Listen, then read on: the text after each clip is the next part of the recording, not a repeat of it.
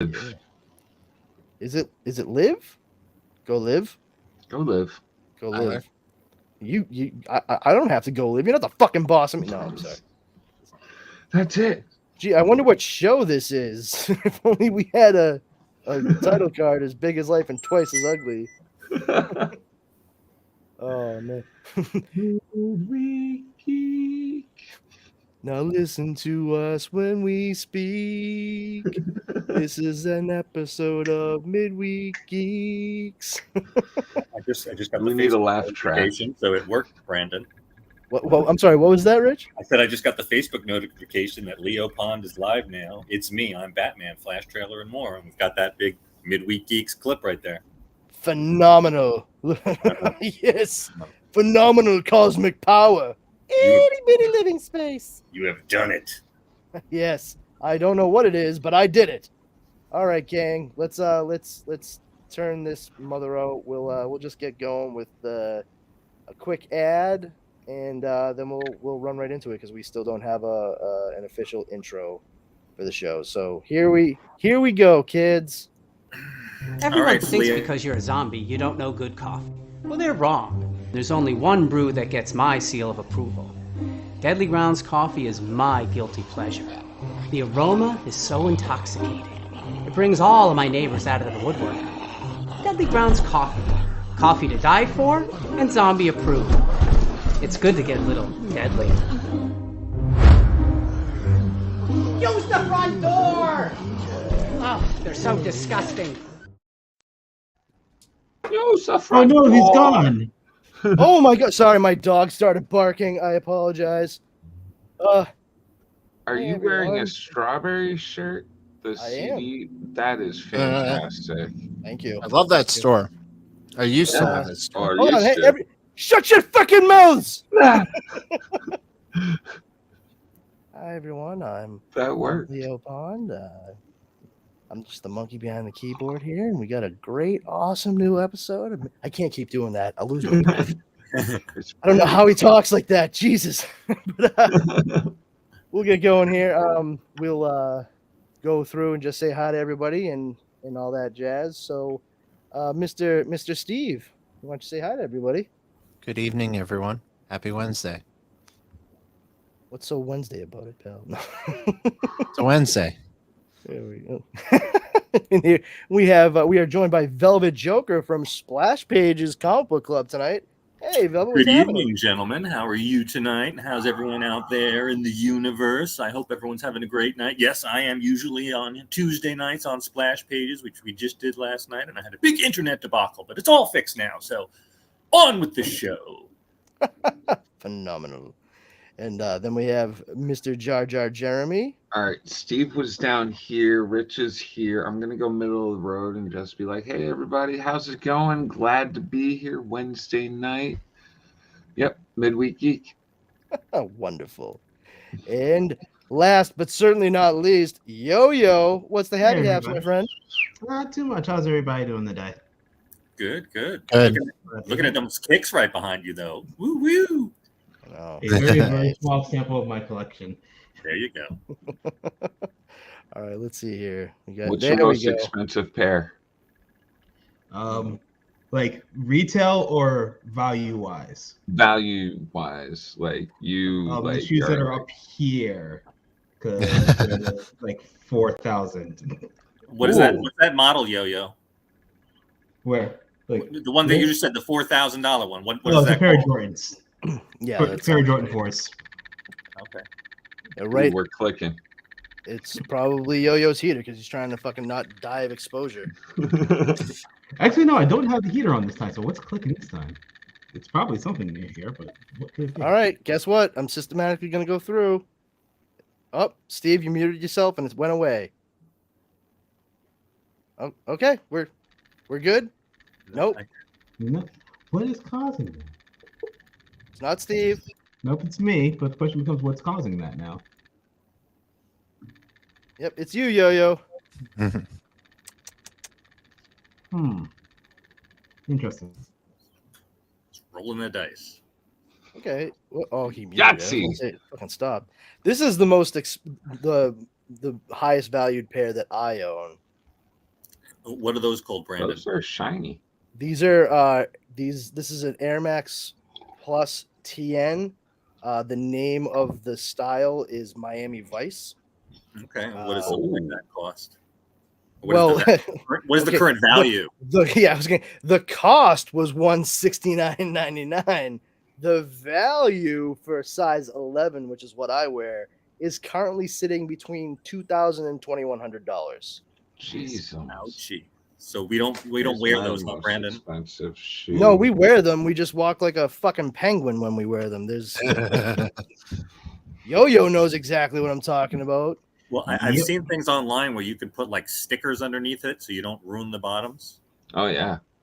Yeah, I mean you could do that, but also just I'm not about that. Yeah, wear them sparingly. Like, I mean, don't get me wrong. I wanna maintain the value of such things for as long as I can, but I'm not gonna like go out of my way to make sure that like basically it's sort of like if you're dealing with comic books, like how to read it, how to hold it, so you're not overly concerned when you go through and actually like partake of the story contained within. It's sort of the same thing when you're wearing things like this. You wear them for the appropriate occasion. I don't throw those on and say to myself like, all right, well, good thing I'm bringing these to the fucking track meet. Yeah, these will just make me fly. Rammstein. I'd be afraid to Going drive to with see those. Rammstein this weekend. Mess up the end of it. Yeah, don't get me wrong. There have been instances where I've worn other sneakers I have a nice pair of Air Force Ones. They're oh my god, I can't remember the name of them now. They're F-13s. Magenta Jewel or something like that. But they're bubble gums. And I know that means absolutely fucking nothing to anybody in the show except Yo-Yo. The soles are bubble gums. That's they're like clear. They're dope. All right, and it has. I know what that means. It has a gradient Fucking plastic swoosh on each side that goes from magenta to like neon blue. And I absolutely fucking love them. And I wore them once, and I had checked the weather, but it's Massachusetts, and it was right around springtime, so the weather fucking changed inexplicably, and I had to have my wife go out to the car and grab a junk pair of sneakers out from the back and bring them inside to me so I could walk outside to get into the car and then leave. Because I was not going to walk in the rain wearing those sneakers. Jewel fuchsia. That's what it was called. Jewel fuchsia. Sorry. I understand that. I've gone to the comic shop and bought a comic and had to stand inside and wait a few minutes before going outside because it started pouring and be like, you know what? Not going to ruin that $150 I just spent on this. Absolutely. I did that with a complete in box retro game. Like I got it at a convention, but it was raining outside, and they didn't give me a bag, so I just waited until the rain stopped. And oh yeah, I would have demanded a bag. Some of us, you ain't doing that to me.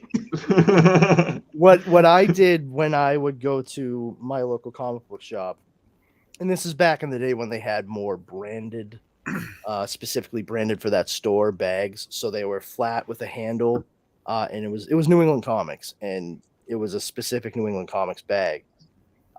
What I would have them do if it were raining out is I'd have them slide everything in like the one bag that I needed, and then slide that bag the other way into another bag. So that way I could grab that by the handle and not worry about them getting wet at all. I do that automatically. So like when I set them down in the car, that if they slide or shift, they don't come out of the bag and like shoot everywhere. I would keep an empty comic book box in my trunk. That is I just thought of that as you were saying. I was like, you know what? I could just freaking. You don't have to have a long box. Just get yourself a shorty, and that way you don't have to worry about the stuff sliding around. Yeah. That one's for free, kids. Yeah, there it is. Speaking about being a pretty swift customer, how did you guys like the Flash trailer that premiered during the Superb Owl. Well, besides everyone ruining it for me because I didn't get home till like 6:30, and they all were like posting it all over online. It was In a shocking move that only Rich didn't see coming. well. Usually people give a little, like 24 hours before they're posting the big spoiler for the trailer. Well, I didn't. Okay. Well, I didn't. I was like, hold Gary on. says, "Happy Wednesday, gents! Run, Brandon, run!" There was a bit of. What a fitting comment for the theme. There was a bit of confusion in that group chat, Rich, because the message I had to delete because I didn't know PJ from Thread on Thursday was live streaming all the commercials. So when I saw the commercial in real time, I said, "Oh my god!" 'Cause I thought, everyone saw it. I wasn't talking about you, Steve. The people actually posted the Batman thing with Michael Keaton. Hey, Rich, here's a fun fact. If you say the word you or they, Steve is automatically going to think you are talking about him. You may be better off saying when one spoils things for me. Right. I know what Steven's talking about. He's talking about in behind the scenes. In the chat. It was confusing. I had posted, hey, Steven, where's the Flash trailer? Because he had posted another trailer, but I didn't see as Brandon had posted. Yeah, I was like, dude. Further up, he had already posted it. So that's the confusion. That's all. That was actually the truncated version of the comment I was gonna make at you, because like the full one was had a lot more smartassery to it. Oh no, because I was like, did you scroll up, Rich? And I actually that was after I had deleted what I originally wrote. Was, hey, that fucking line on the right side of the chat actually pushes it up to comments that were made earlier. Stop when you see the Flash. Yeah, there you go. I was like, no, that's too jerky. You can't hear my tone of voice. Hey, Rich, scroll up. You went into full smartass mode on your group chat in your group because when you ain't right, I did. It's my fucking group. I'm surprised you didn't hit the ban hammer on people because people were commenting back at you. I'm like, wait a minute. Well, that's the thing is like people can come at anybody as long as they're respectful, and there was nobody being disrespectful in Powers Combined. Yeah. One guy in particular, Julian, and he's a good dude. He's been a member for years, and he always participates, and funny enough, like he and I are in a few other groups, so we kind of cross paths occasionally. We have mutual friends. Actually, we have a mutual friend. He and I have a mutual friend with Jar Jar, Stephen Bradley Simmons. Oh yeah, good dude. I like him a lot. Very much so. I like his. I don't agree with 100% of his opinions, but like, I don't agree with 100% of anybody's opinions. Not even my wife; she'll tell you. And we have Tom Dog here saying I had to slow down the video down in order to see the Flash trailer. Did they use QuickTime? Thank you, Colleen. Colleen says Powers Combined is a solid group of people. It took a long time because for a while, it was only a liquid group of people, but we've finally gotten ourselves up there. Almost gaseous. Yes. Yeah, we haven't quite. I mean, it's going to be scary if we hit plasma. I'll say that much. Hey, J-Mo. What's up, Geeks? I discovered CapCut like a week ago, and I've been delving into green screen. So I've been wanting to do that for years, and I took like a class on green screen, didn't know how to do it with Audition and Final Cut Pro. So I figured, what the hell? Why don't I do it with CapCut? So when the Flash trailer dropped, I felt so proud of myself because that reaction video of you see the little. You did do a very good job. You really did, Steve. And I'm sorry that I undercut that. That was it's okay. I was welcoming it. I feel bad now that you say it. I thought it was. I was like, oh shit, he was so proud of himself, and I came in and I was like, fucking Batman. Oh, he was so proud of himself on like 14 different posts. Oh yeah, that's the thing. Is like after that, I saw the numerous other places where it was posted, and I'm like, oh, this is a copy and paste job, like across the fucking board. Oh At yeah. least I was one of the first places that he posted. So thank you. Yeah, because when I share it on Super Retro, it gives me an option to share it in the pages that I follow. So like you're obviously an option, and then the Dorkening, and then my group is Oh, you're obviously using the feed hive? no. No, Oh, he's you're talking not about using. Facebook. Oh, okay. I Yeah. thought because on feed hive, I know you can also post on all your different socials using that. Whatever. Didn't know we could do that. I thought it was only for the Dorkening. Oh, I thought it was that you could post to all your different socials. So anyway, the flash Anyway. the cap cut thing that Steve did was pretty fun. You know, Yes, it was like, that was fantastic. yeah, it was like a group of people. I don't know what the situation was, but what Steve did was he took the scene where Batman, like, you know, yeah, I'm Batman, and it shows the bar like when he does it. And I mean, my reaction, like my comment, I liked it, but my comment was, you know, like I really couldn't give less of a shit about Batman being in this movie. I care about the Flash movie. And that's Yeah. not to say like fuck Batman. That's not what I was saying. And like it was kind of taken as that by, you know, one other person in the conversation. That's not what I was saying. It was if Batman's in this or not, it has no bearing on my level of excitement for the movie because I am a fan of the Flash, and I don't mean like, oh, I really dug the Grant Gustin show, or I really liked how he was introduced in the Snyderverse. No, none of that.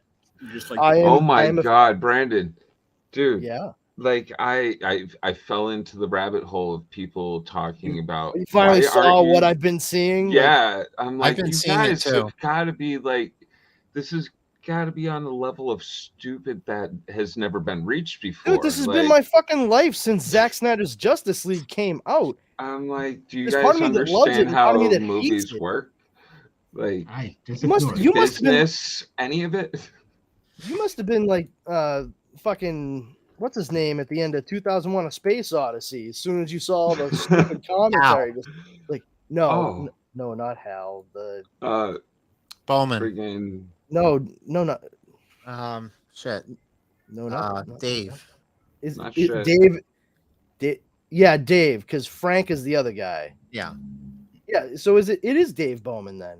Yeah, it's Dave Bowman and Frank Poole. Yeah, you were right. It's Bowman. Bowman, when he finally like looks onto the expanse, like that's you My seeing all the God. stupid Snyderverse It's commentary. full of stars. My God, it's full of stupid. My God, it's full of stars.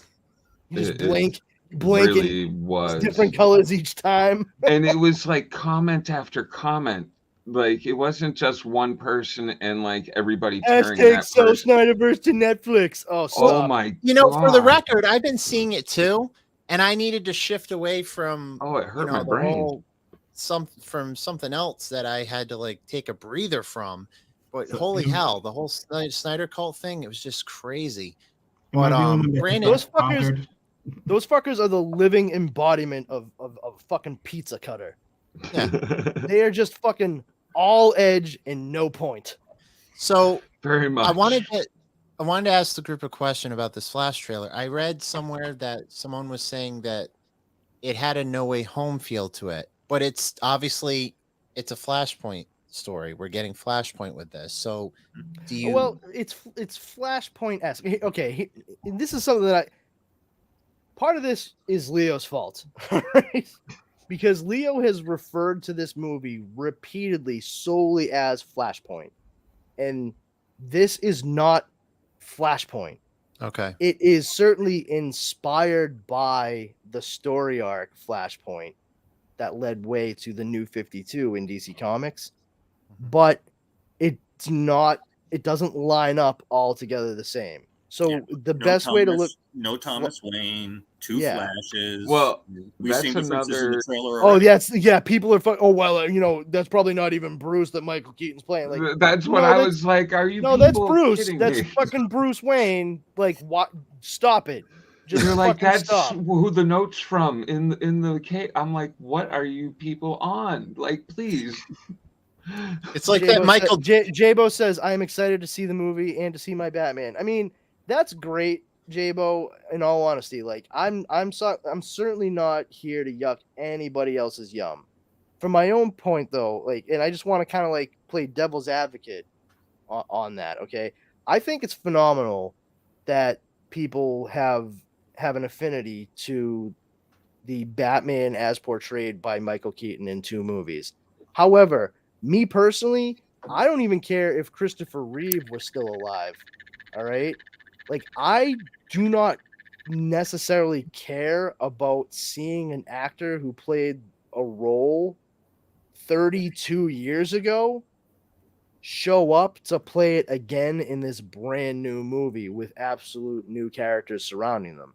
Like I'm sure it'll be cool. I mean, that's not that was Ben Affleck on the Bat Cycle. Christian Bale's Bat Cycle. It wasn't really Christian Bale's Bat Cycle because the Bat Pod in Batman Begins and Dark Knight was a single large tire on the front and back. And what we see Ben Affleck, it's 2 tires on the front and back. So it's not quite the same. It's not quite the Bat Pod. I will say it was really cool seeing Ben Affleck in that like fight scene in the street. Did you guys notice the suit? I did not. Yes. No. It's blue and gray. Oh, is it? Really? Yes. Yeah. Holy Very shit. nice. I probably wouldn't even notice if I tried, but like I'm colorblind. Was the lighting good for it? Here, let me show you. Oh well, show me. Please do. Da-da-da. I thought you were gonna say the Dunkin' Donuts commercial. Oh, Oh, yeah, hey, look at that. The Dunkin' Donuts commercial. Just for a Jesus second. Christ. Let me put that back up. Sorry. Hide. Yeah. Yeah, Look at that is that. the blue cowl and the blue cape for sure. Yeah. Wow. Yeah. That's nice. And there's some little difference with his chest plate too. Looks a little. Yeah, Wait, it's weird. Yeah, there's something going on there. I mean, it's also on his Webbing legs. armor. It's also on his legs too. You can see going here. I mean, you can see the large bat right here, like the Frank Miller-esque. You're like, why do you think I put a large target on my chest so they don't aim at my head? Oh, you're so clever, Bruce. Maybe he borrowed Wakandan technology. There you Yeah, go. let's not start that argument. Judas Priest. Yeah, this is not the paradox. Yeah, yes, for Wah, wah, wah. not yet. Semi. I'm the only 1/3 of the fucking hosts are here. So let's see. I will say, we did get this Mhm. Yes. in the who's he what's it as well. What are the two on the No. right?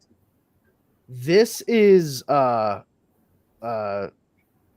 Scuba Batman. Okay. Luke That makes sense. Or maybe his spacesuit.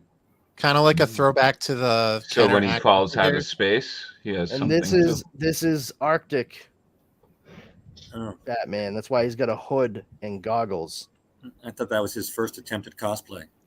Nope, that would actually be the one all the way over to the left. If you notice, it has the 1966 Oh, Batman and look, he's symbol, got guns. and he's got a holster. He's got holsters with guns. Oh, look at that. So Very it's a little bit of a throwback to 1966 and Detective Comics number 27, I would imagine.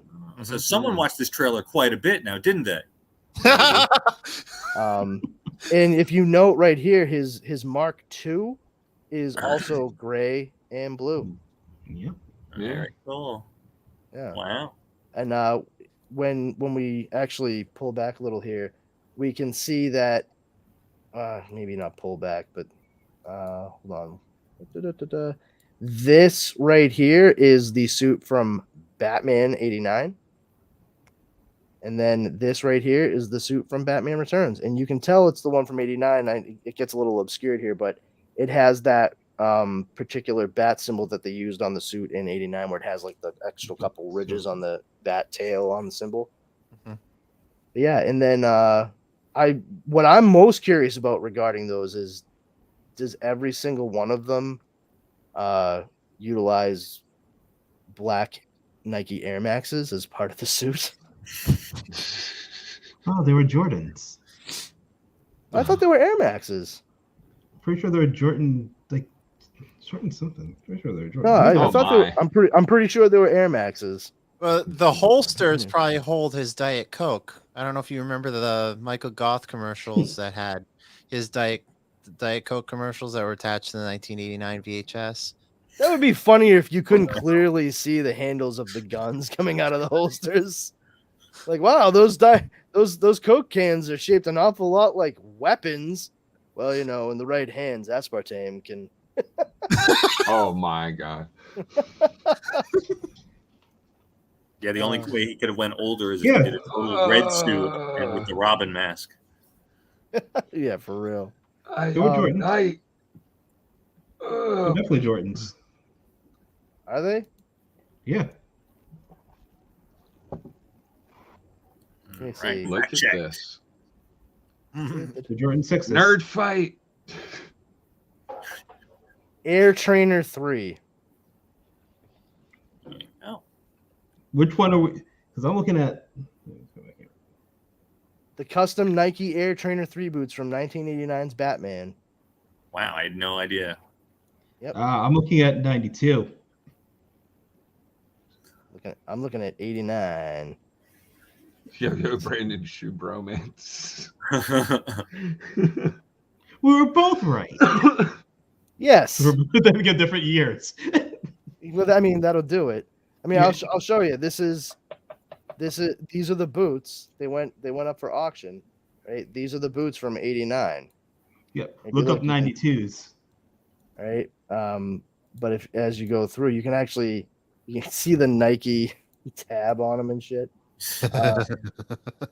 Yeah, Nike Air right there. You can clearly see that if you pay attention in the movie too. Well, if you could get the shin guards with them, that would be pretty badass. Well, these what were up for auction, the boots as they were made for production. Right.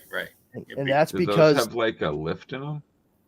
they may have had some inserts. Okay. They look But, a little tall. As it turns out, Tim Burton is actually like a rather big fan of Nike Air, so that's why he wanted to include them, because he knew they'd be comfortable. It's like the rest of the suit was a fucking nightmare, but ooh boy, were his tootsies just living in style. You know, Man could go down on a court and have no problems. yikes. That was horrible. Let's see here. Was there any other interesting points, Brandon, in the trailer? Hold on. I just want to get to. Carrie said, I can see the correlation with No Way Home, but if we're needing to see the universe change into what they need them to be going forward, there was going to have to be some sort of multiversal crossover. They just happen to both be comic book movies and are coming out with a reasonably close period of time. It's going to come up. I mean, that's fair. And then she wrote Yo Brandon shoe bromance. Yes, well, you're not wrong. Here's the thing. I mean, everybody that there hasn't been as much bitching and complaining about it being, like, oh, it's just like they're just ripping off No Way Home, as I would have thought.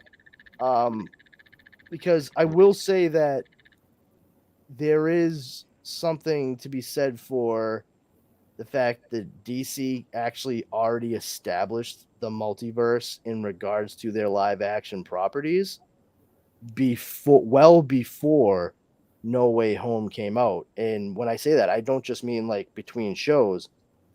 Grant Gustin and Ezra Miller both met face to face as their versions of the Flash in the Crisis on Infinite Earths crossover on the CW. Right. Thus confirming that there is a multiverse in which the movie versions are sort of in existence with the TV versions, the CW, verse or whatever you want to call it. Now, didn't James Gunn say that this was going to be the reboot to the DC universe? So, I mean, essentially, reset. The reset, yeah. Don't we essentially know the end of this movie then? I think not exactly. I think we're gonna get a bit of what we're all expecting. What do you think the end of the movie might be, Rich? Well, that it's going to all start over again. So, henceforth, him rebooting the universe.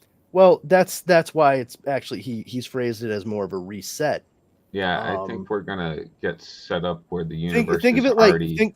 think of it like this: when referencing the Flashpoint story arc. Mhm. Okay, so Barry went back in time, prevented his mother from being killed, and came back. He was never the Flash, and then stuff went down. He realized, oh, I fucked up. Look at all this bad stuff that's happened, and he ends up with the aid of Thomas Wayne as Batman. He gets his powers back. He reconnects to the Speed Force, goes back, and through quite a struggle going up against Ebod Thawne, which I struggle with because everybody calls him Reverse Flash, and every fiber of my being wants to call him Professor Zoom because that was actually his fucking name. It was Professor Zoom, the Reverse Flash. But that's neither here nor there. He was always Zoom. Professor Zoom, or Reverse Flash. And then they came up with another character, Zoom, who he looks like Reverse Flash, but he actually doesn't have any connection to any kind of Speed Force. He actually he can stop time around him. It's a little bit of a difference. But yeah, he ends up going up against Eobard Thawne because he's the one that murdered his mother, and he now needs to go back to prevent himself from preventing Eobard Thawne from killing his mom. And that whole throwdown still ends up kind of like seemingly throwing things into disarray. And he's like, okay, my mom still died. I can still be the Flash and everything should be fine when I go to the future. And he goes back to his present time, and it's not. Everything is not the way it should be, but it's also not in like full reboot mode either, because New 52, it takes the stuff that had still kind of been around and then also gives like a fresh face to certain other things. And I think that's kind of the same deal that we're going to see with the DCU moving past this point. So much like they've been saying, they're going to keep what has worked and they're going to jettison everything else. And I honestly think that's the right move. That's the smart move in this particular instance. Sure. Yeah. And Lobo. I just hope that they I will boot you off this fucking program. I just need to get you a little angry every now and again. I hope they just craft a good story around it. I don't know. We'll see. We'll see. I mean, James Gunn does have a good track record thus far, and he has not yet failed me. I'm excited to see Supergirl in this. I did not think we were getting her. A brunette Supergirl that we have seen in the comics a few times. Yeah, I was kind of shocked. I mean, I think it's pretty cool. I like the way that they designed Kara to look as portrayed by Sasha Calle. First and foremost, regardless of the fact that she's brunette and olive skinned or whatever, short hair, I just love the fact that she's wearing an actual suit. Yeah. I fucking despise the skirt on Supergirl. I cannot stand it. I like it as a nostalgia thing, but in the real world, like if it was on a movie, it makes no sense. Yeah, well, that's what I'm saying. Like as a kid, sure, I had no problem with it, but as I've gotten older, I'm like, that's dumb.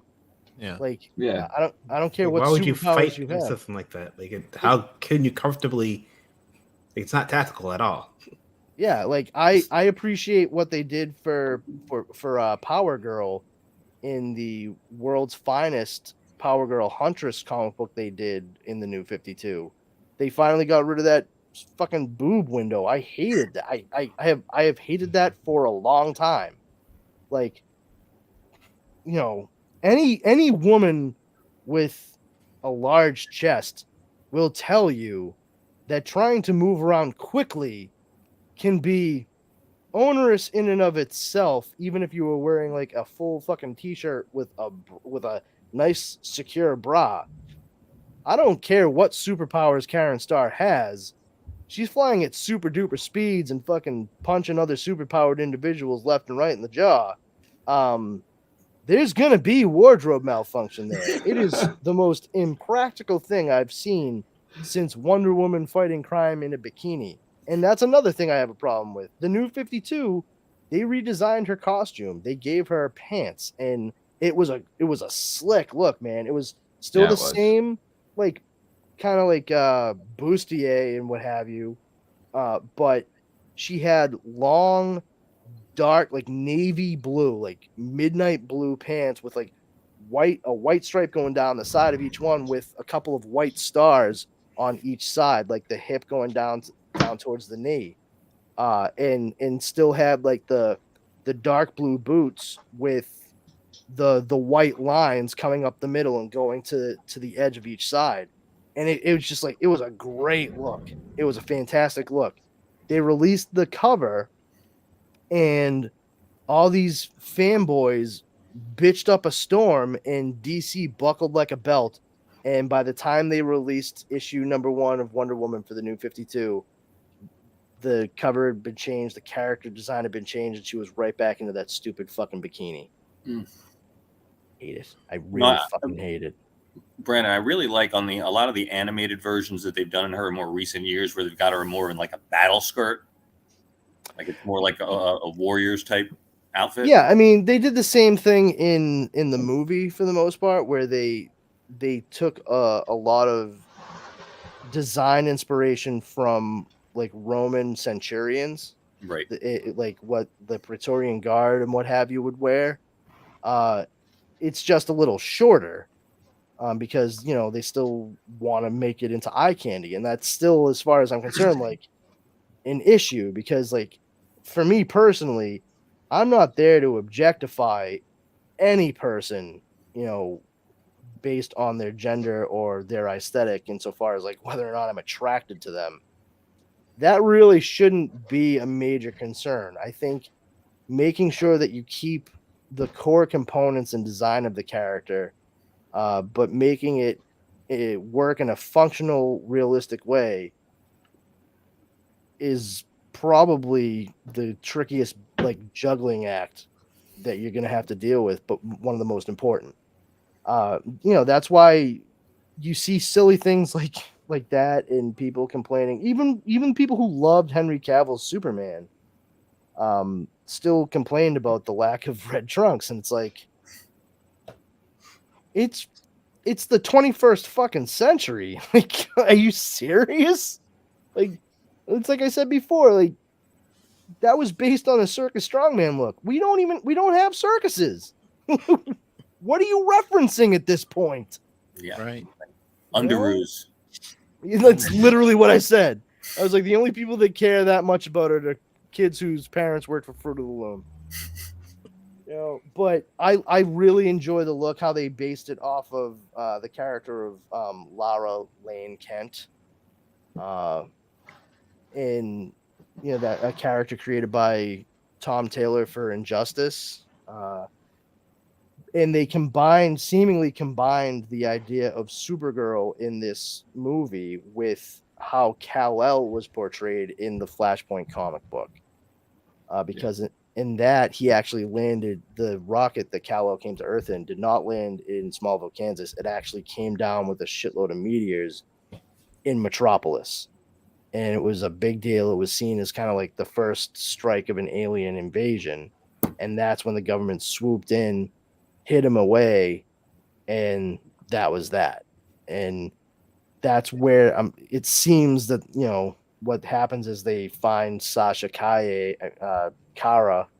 and she's all emaciated and what have you, and they get her out, and she gets exposed to yellow sun radiation for probably 5 minutes, and then she's like, "Okay, I'm good to go," and starts.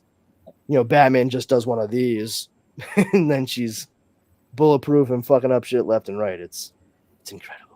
There was a lady on Wife Swap one time that talked about feeding off the sun, and the Kryptonians really took it to the next level. Boy, did they. Boy, howdy. Yeah. I think there's some interesting stuff insofar as I don't think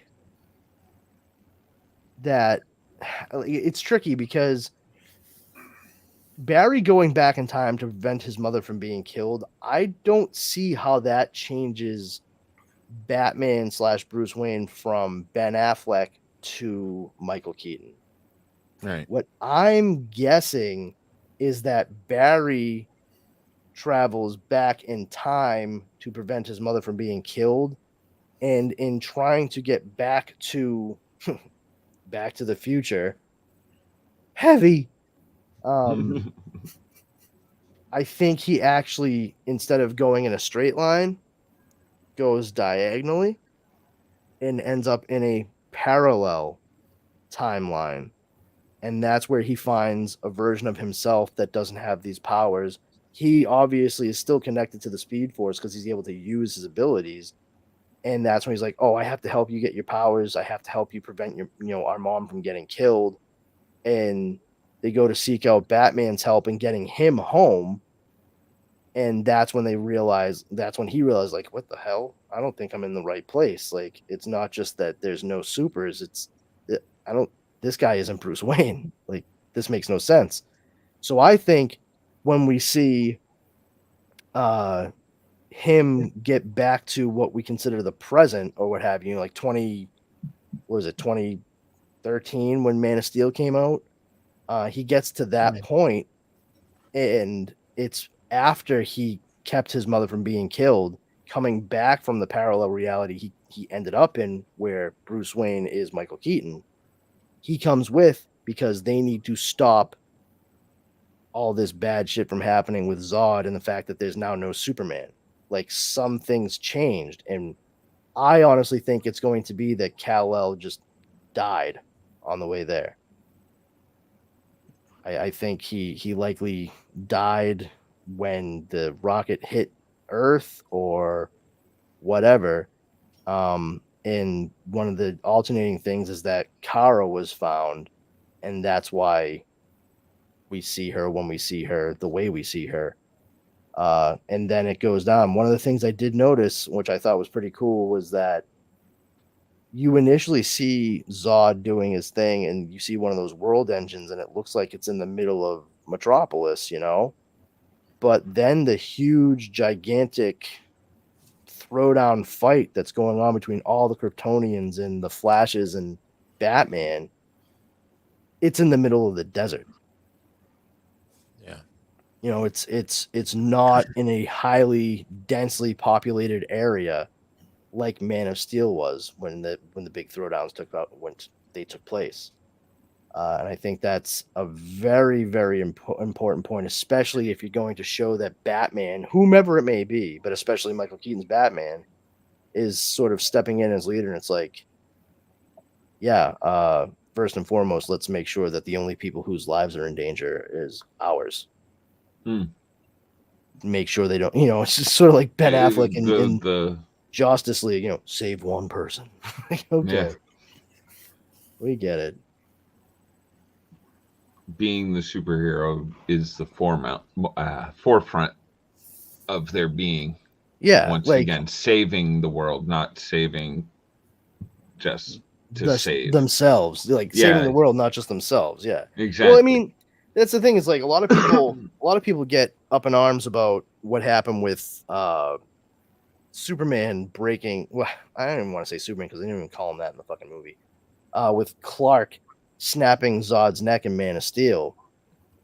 I mean, that is problematic as it is, just thematically, for the character.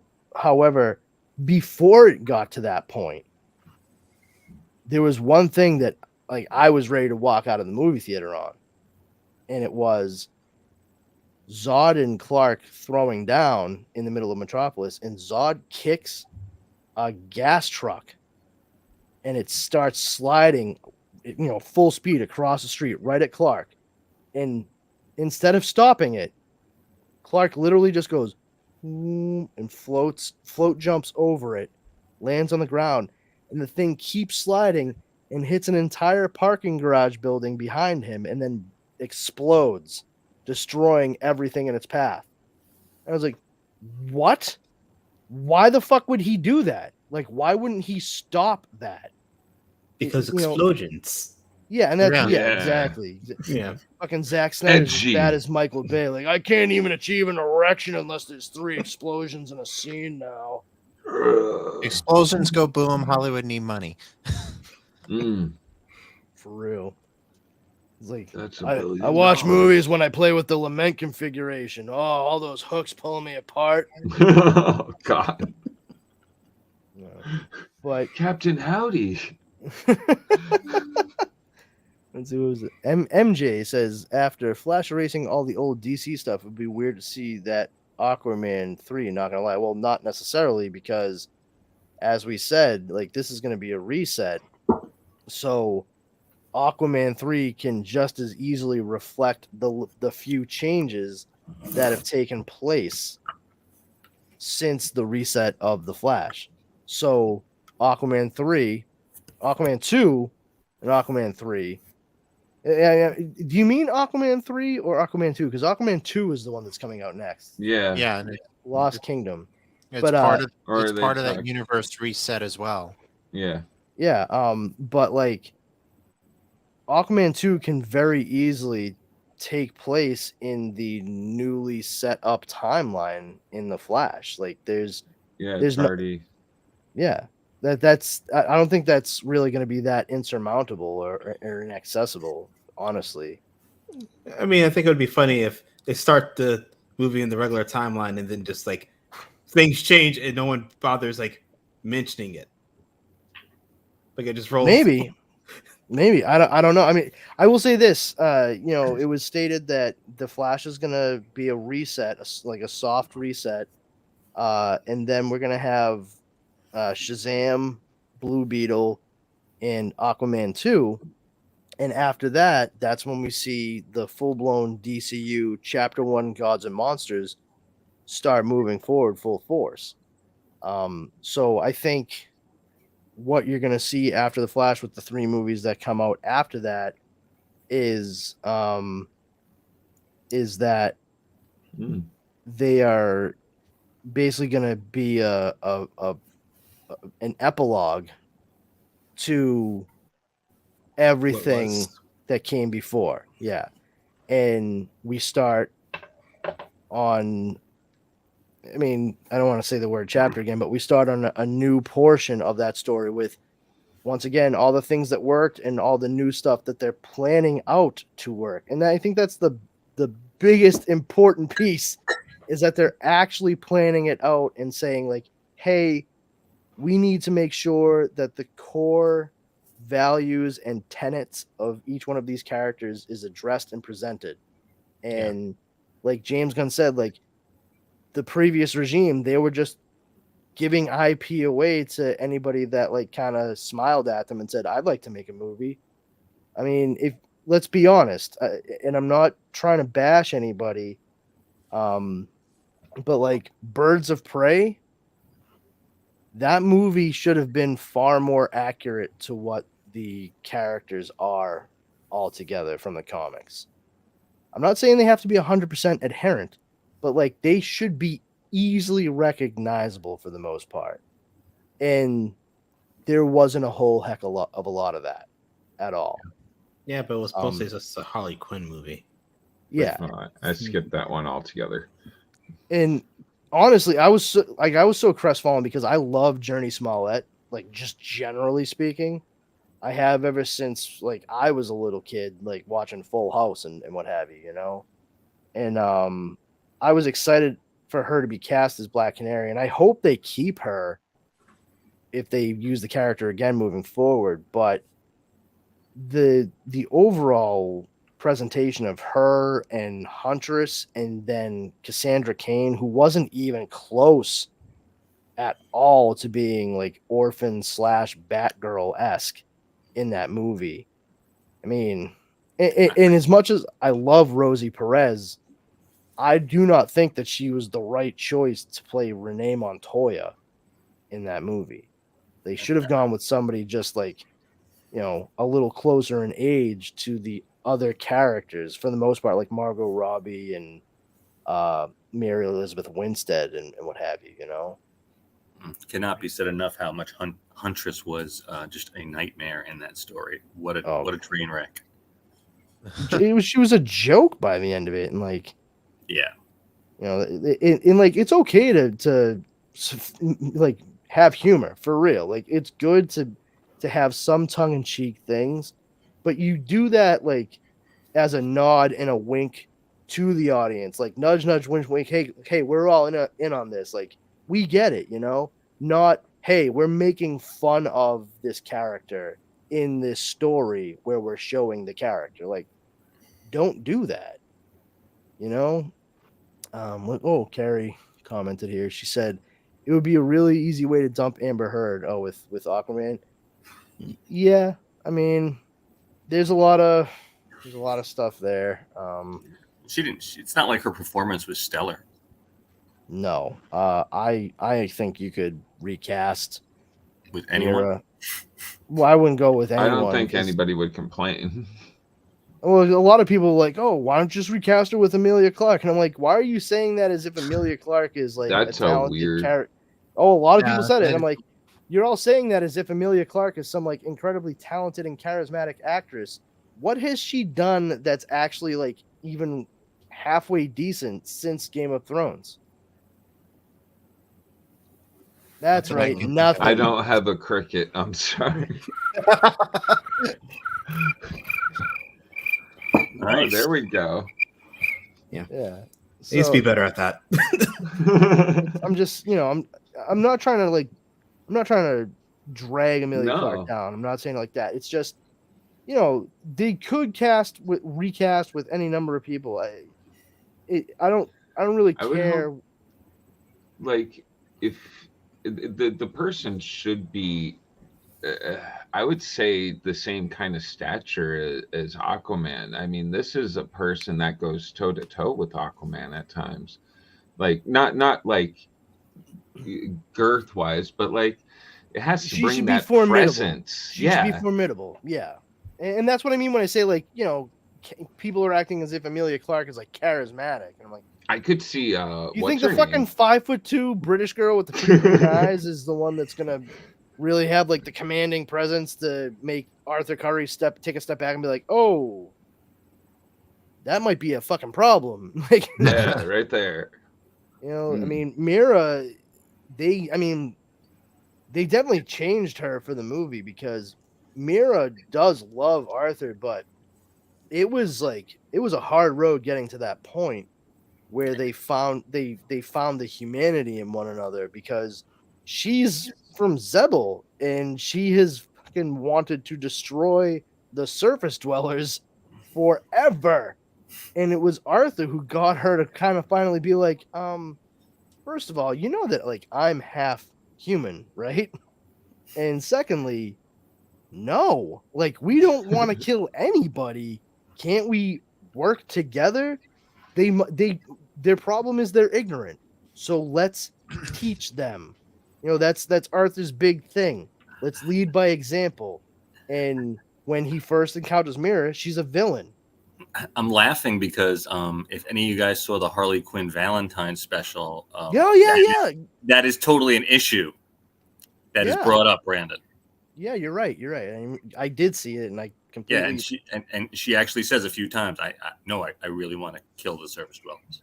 And that's true. That's truly the initial introduction of the character from the comics. She changes her thoughts on it because of the fact that she is around Arthur, and then they become betrothed and married.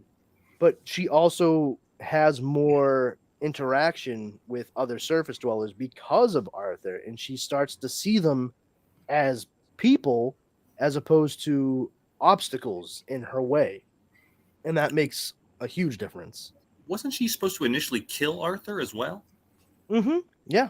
Okay, I'm just trying to remember, see if I remember the storyline correctly. Like I said, she was his nemesis. Like, she was one of his nemeses when she was first, like, pretty much introduced. Right.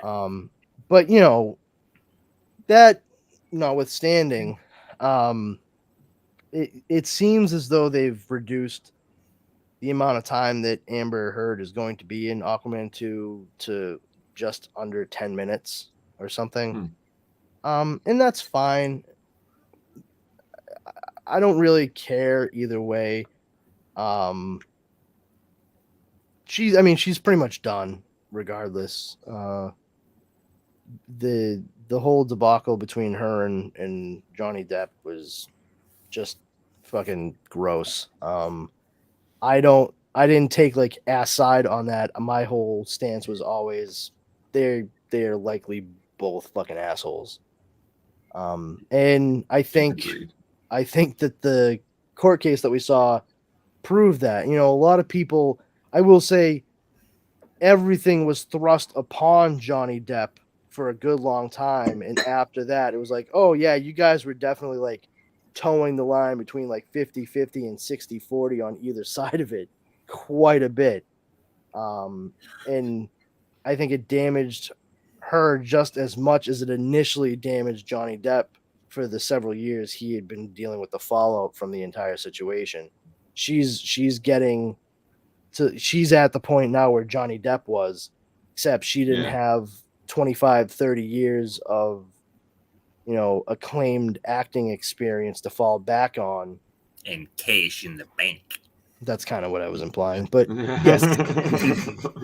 Just helping. Yes. And I don't, here's the thing, like, I don't wish anybody ill will, but yeah, probably for the best that they move on from not necessarily the character, but give some breathing room for the character so they could potentially approach a recast at some point in the future. I have no dog in that fight. I have no horse in that race. If they don't recast her, I'm not going to not see the movie. And Carrie says, I wasn't trying to drag everything into that. Sorry. You don't have to be sorry, Carrie. That's fine. Cause some people are going to bring it up, especially as we get closer to Aquaman coming out in the end of 2023. So you'll probably hear that as a topic pop up more than a couple times for the rest of the year. But then she continues to say, it's a combo, as you were saying, about her terrible performance, but the fans are raving to get rid of her, so it would be strategic for them as well. Yeah, absolutely. And that's the thing is, I have a hard time, and it's not you, Carrie, it's across the board. I have a hard time when any group of individuals that are speaking up against some decision that is or isn't made for any of these movies, and it's for the most part, it's always DC. It really is lately. We've been seeing trickles of it now in the MCU because of all the misogynists misogynists and racists that absolutely fucking hate that all the characters over there aren't fucking straight white dudes. But at DC, it's been like fucking bitch fist 88 over there for the longest time. And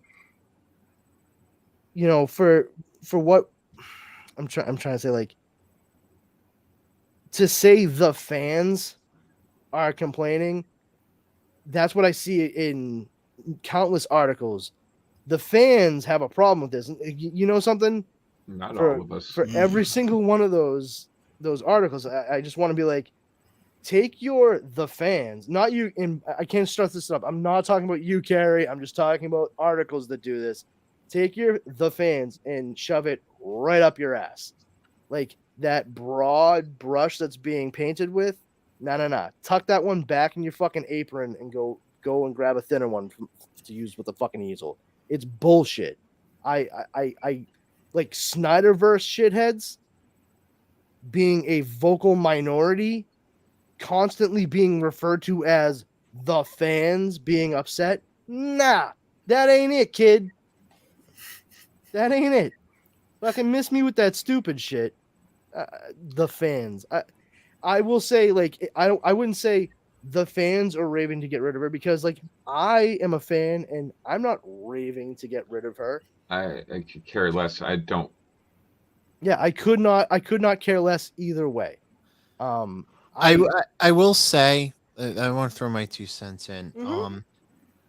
You all know that I was anti DC for a long period of time, but which is still a weird stance to take. Like, I but don't know. my shift has changed now because I'm seeing the new stuff from James Gunn. I'm starting to get into but thank you, Brandon, for the suggestion. I ordered Swamp Thing, so I'm waiting for it to come in so I can read it. Oh, that's great. The Saga of Swamp Thing by Alan Moore. Alan Moore. Yes. Oh, Nice. dude, I think You're you're in gonna for have a real fun. treat. I think honestly you're gonna enjoy it, man.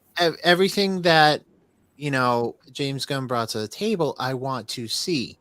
I know Leo harps on me and says, "Oh, Steven's not going to like this." Well, guess what? I'm looking forward to everything DC. So, Leo, if you're watching this right here, right now, don't harp on me about not liking DC, because I'm going to like DC from here on out. So, All right. Well, He's gonna try. Fingers Don't let crossed. him Try. Yeah, I like how all of us are like, "Whoa, pal, pump the brakes." Like, don't say you're gonna love it yet. Like, let's We all got high you are cautiously expectations. optimistic. Yeah. Cautiously optimistic. That's the Yeah. best way to put it, I think. yeah. My mother's side of the family, okay, my mother's maiden name was Strachan. Very Scottish. Strachan. And the Latin motto from the clan Strachan out of Scotland, and it's fucking ridiculous, but they come from the area known as Strahan, which is spelled the same exact way as the name. I don't know. The Latin motto on my mother's side of the family is "Non timeo sed caveo," and that translates to "I'm not afraid or averse, but I am cautious." And that's sort of the same way I'm approaching a lot of the stuff that we're coming up on. Like, I'm excited, like I'm not averse to it, but I'm trying to be a little cautious. Like, I'm not full on trepidation, but we've been burned several times. And as much trust as I do have in James Gunn and Peter Safran, and the fact that they've actually started to formulate, heaven forbid, an actual plan, I think that bodes well. Let's see how the execution pans out. And I think you have the right approach, Steve, where you're saying, like, I want to give this a shot, so I want to learn a little bit more about it, so that way I'm not in the weeds. That being said, this is, like, hopefully not going to be so mired in a specific comic tale or take that it's accessible to anybody who's never read any one of those comics before if they go into the movie theater. So I think that's going to be key, and I think that they are positioned well to do that. The only caveat I have is that, just make all the noise you want, you little mutts, is the fact that citing James Gunn's previous work is good. Personally, I think that Guardians of the Galaxy, the first one, was excellent. It was smart that he really leaned into the weird Kirby-esque cosmic designs and stuff, and that set the tone for how the MCU approached the cosmic side of things from that point forward. Guardians of the Galaxy Volume 2, though, I did not particularly enjoy. And a large part of that is, and it took me a while to put my finger on it.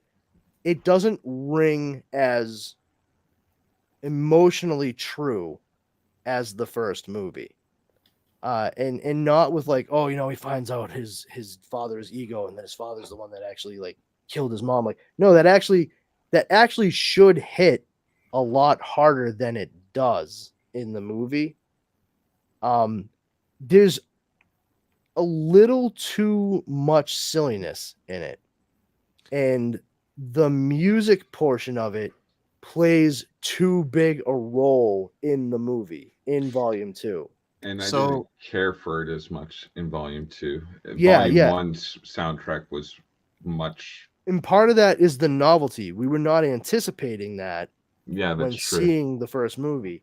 And the fact that they were like, oh, people are going to expect it. Well, I think at that point, you should not lean so heavy on it. You know, don't start it off with Mr. Blue Sky by Electric Light Orchestra, because that's the kind of shit we're expecting after being inundated with the soundtrack from the first movie. So, But the oh. first movie was not written by James Gunn. The first movie was written by Jessica something, I think. She wrote the script / screenplay. Then James Gunn came in and changed, some of it, and enough of it that he ended up getting a writing credit on as well. They are both credited as the writers of that screenplay. And then James Gunn is the one who did Guardians of the Galaxy Volume 2. That being said, I absolutely adored the Guardians of the Galaxy Holiday Special. That actually felt more in line with the first Guardians of the Galaxy. Yet that was terribly goofy, Brandon. Here's the thing. Goofy is fine. Goofy is fine. Okay. But there's going to be emotional truth to it.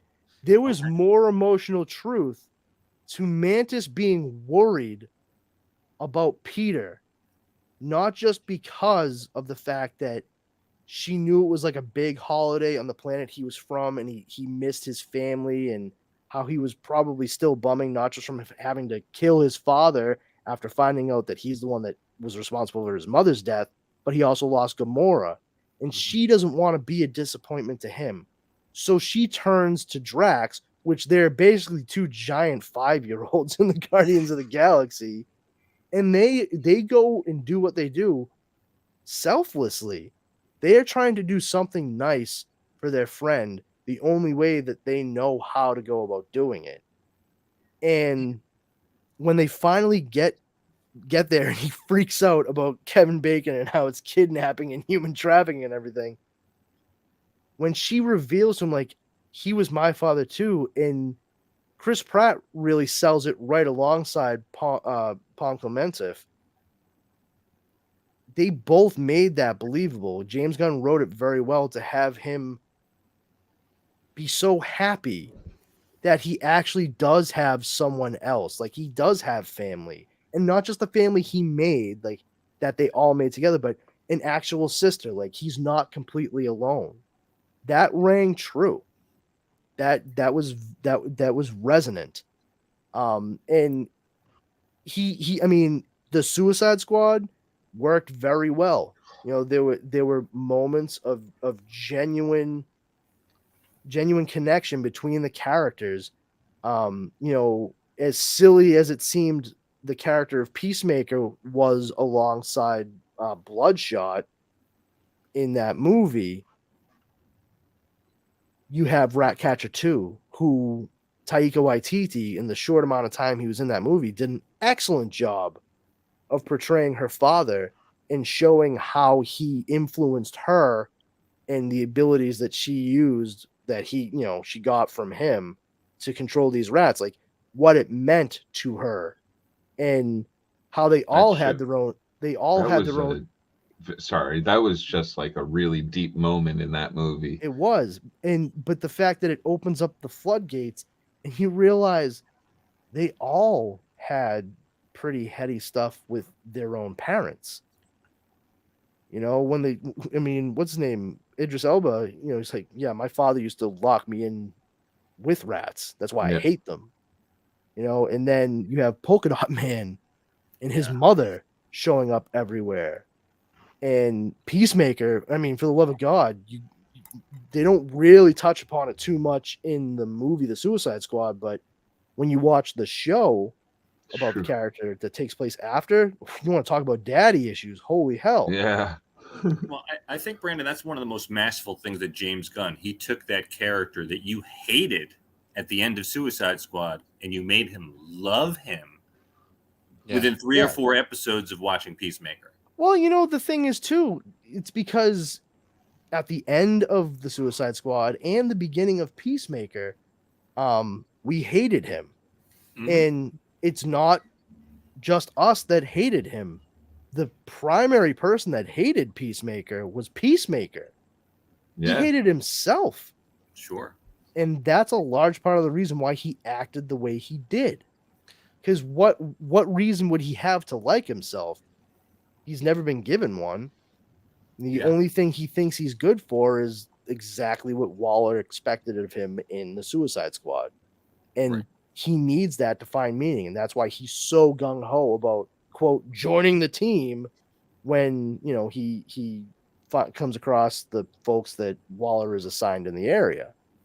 And to have him, it's not just a simple matter of we watch the show and like, oh, we all of a sudden love him. I mean, the character himself goes through progression and development over the course of that season. Yeah. And personally, like, I wouldn't say I loved him even by the end of that season, but I understood him more. And I hope he continues on the path he's on. I think that's probably the biggest thing is hope permeates so many of the good portions of what he does. I think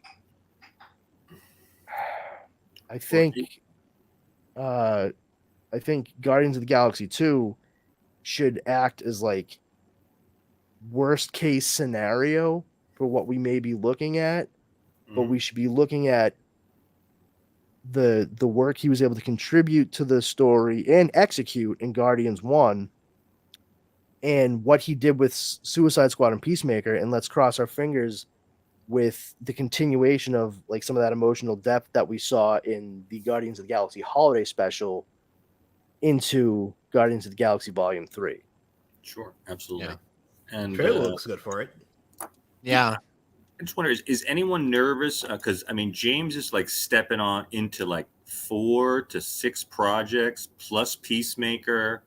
About him overextending himself in this new. Well, I mean, what do you mean? Like he is. I mean, there's only so many hours of the day. How? I mean, what he's no, building. but they're building no. Commandos. Hold on, no. What do you mean though? How do you?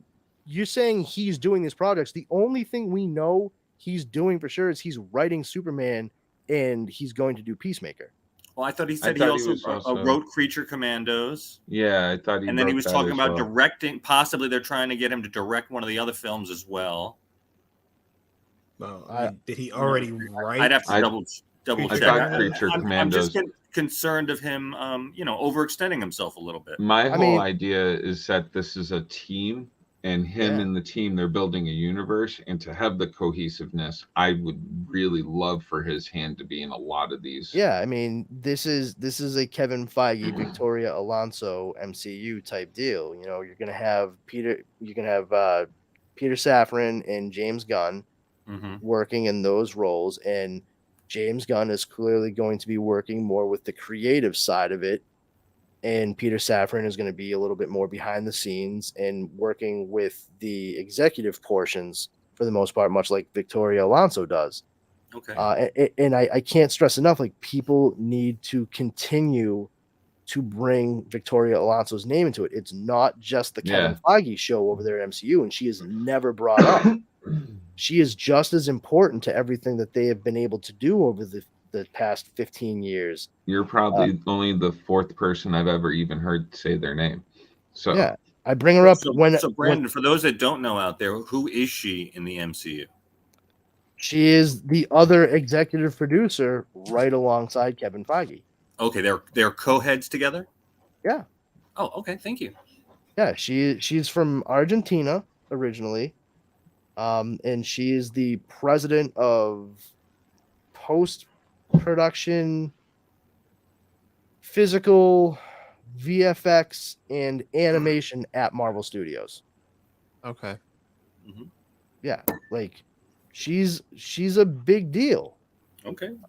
you know, and it's she joined in 2005 or 2006.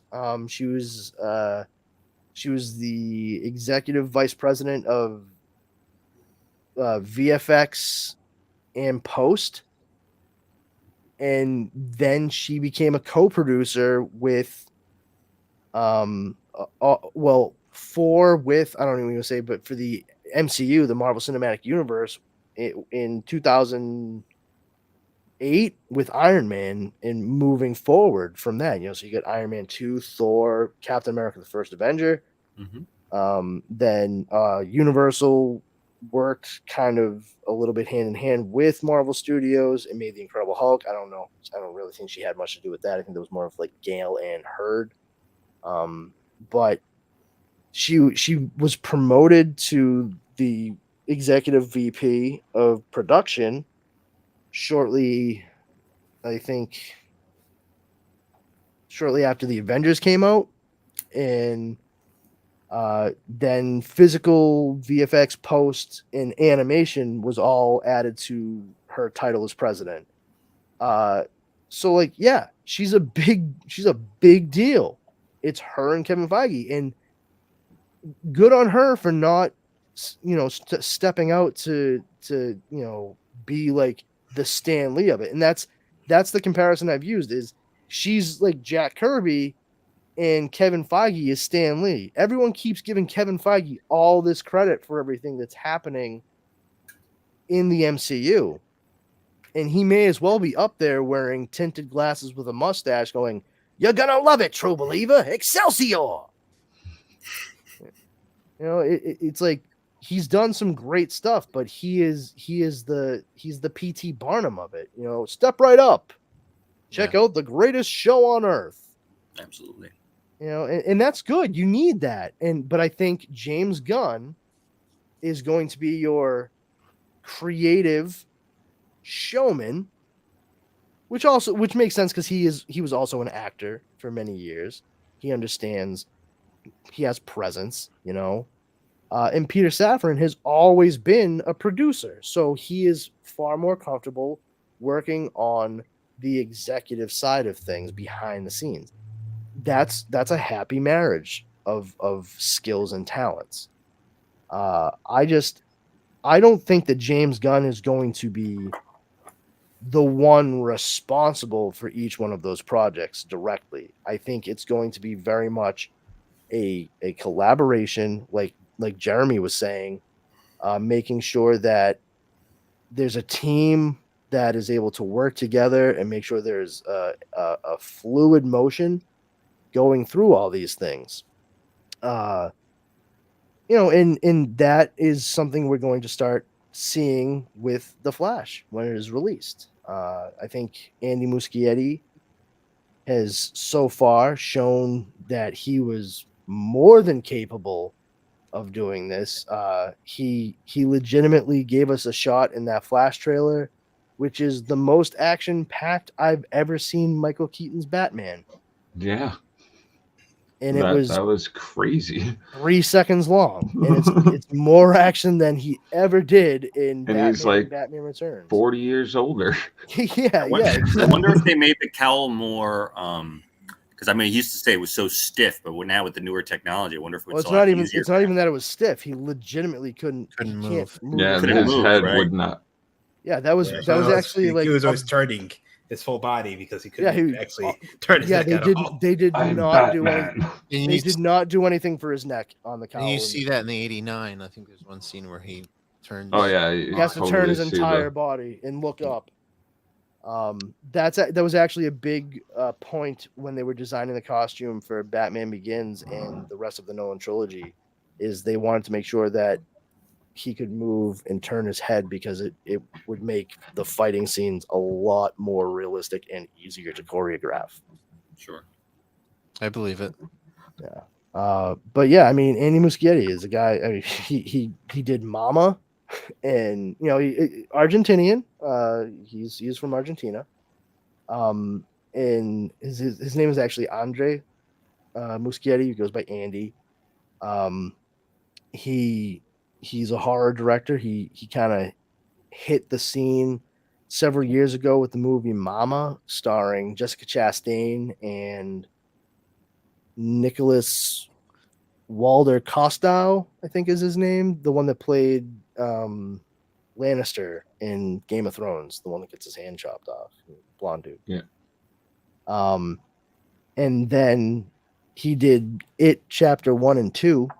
Yep. Which, he brought Jessica Chastain back for to play Beverly, the adult Beverly.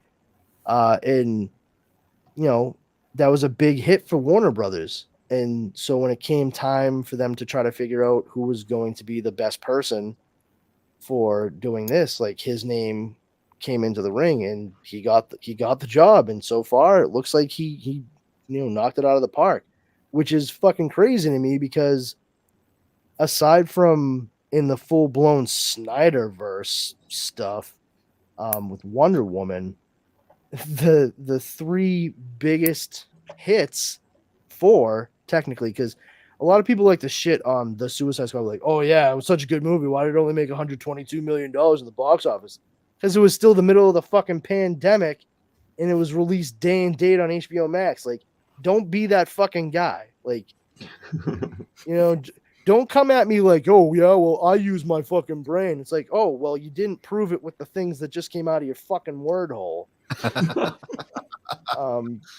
But like the movies that have been most successful, both for critically and or financially, have been, and I mentioned this before, but directly have been directed by horror filmmakers. Yeah. James Wan, David S. Sandberg, James Gunn, and Andy Muschietti. It's fucking bananas. I don't know why it makes sense, but it just does. It just does. Now, who's Sean Gunn gonna be casted as? Yeah, right. in all of the projects, or just which one? Each one. He's gonna be in everything. Sean Gunn will probably show up in whatever project it is that James Gunn actually directs. Yeah. Yeah.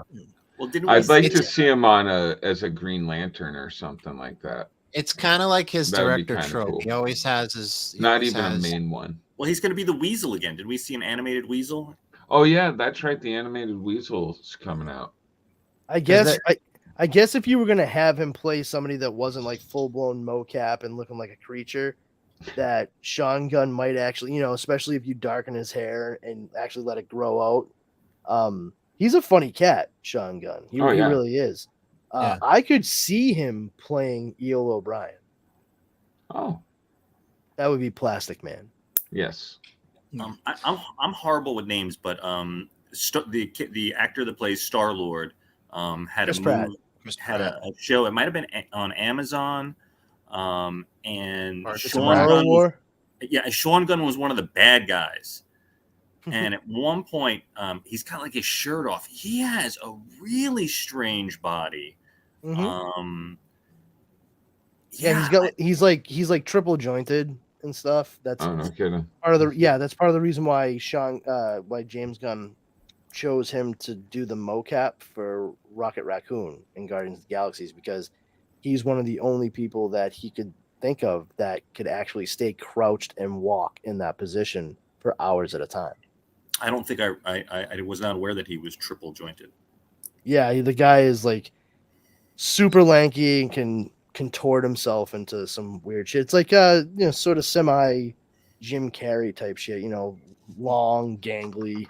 Absolutely. Lanky. I think he was being tortured at one point. His hands behind her back and like doing things with his shoulders. And I'm like, oh, what is going on with that? That is weird looking. Christ on a cracker. Yeah. That sounds awful. So check that out. Yeah, sounds great. But yeah, like I could easily see him playing Plastic Man if he were brought in. That would be friggin' fantastic. Yeah, he's got the height, he's got the right physicality for it, and I think he has the right like comedic timing for such a thing. because Plastic Man would be an interesting character to see moving forward, considering like he starts off as just like kind of a petty scumbag. Yeah. And once he gets those abilities, he's like, yeah, you know what? Maybe I should like not be a petty scumbag anymore. Maybe I got these for a reason. He didn't even need his uncle killed or anything to figure that out. With great power, something responsibility. Yeah, that's what comes. Must also indeed. But yeah, like so the Flash trailer, it's very promising. I have ideas based on what I saw. I think it's I think it's pretty cool that we're getting it all together. I've wanted an actual Flash movie for a long time. Yeah. And I just this has no bearing on my feelings of the movie. Regardless if they move forward using them or not, whatever is happening with Ezra Miller, I really hope they continue on with their treatment and rehabilitation and counseling, that they hold themselves accountable and do whatever the courts deem necessary for them to pay their debt to society or make any sort of restitution. And if they are kept on and continue to play Barry Allen moving forward, okay, good. So long as everything else in their life is being worked on as well. That's key. And if that's not the case, give them all the stanky boot. Whoever's giving you problems, if they can't control themselves when they are not on set, then they don't get to be on set. Yeah. It's that simple. So judging from everything that we heard before the trailer was shown during the Superb Owl, it's supposedly an absolutely spectacular and sensational movie, and it may very well be one of the best DC Comics live action iterations ever put to film. I really hope that's the case when we all finally see it. The fact that they say Ezra Miller gives It an might absolutely bring me out to the theaters. yeah. I mean, they're saying that I'm they give a great performance in it. Like they really do. on the edge here. I'm like, I'm going to see it in the theater. I don't give a flying. I've waited far too long to see the Flash. We could all get like a theater together and rent it out and go see it. I think we that could. Be really I fun. legitimately looked into doing that last year. That'd be a great idea. I'd be interested. I would Yeah. totally be down doing that. Like throw $100 or whatever. Fucking Yeah. Interested in shipping in for that. I was looking into like renting a screen for like the Suicide Squad or something like that. But there wasn't enough of us at that point in time. There wasn't enough of us that I could say like, hey, let's all pitch in this, because it was like a few $100 for a whole fucking a whole theater, like a whole screen. Yeah. And you could have 20 up to like I think it was 25 or 30 people. Oh. Yeah. So almost probably for the price of a regular ticket, maybe a little bit more per person. Yeah. If that, yeah, pretty much. That's what yeah, you if you had everyone just pitch in a bit and have one person throw the money down for it, boom, you have Hell to the Yeah. we'll see.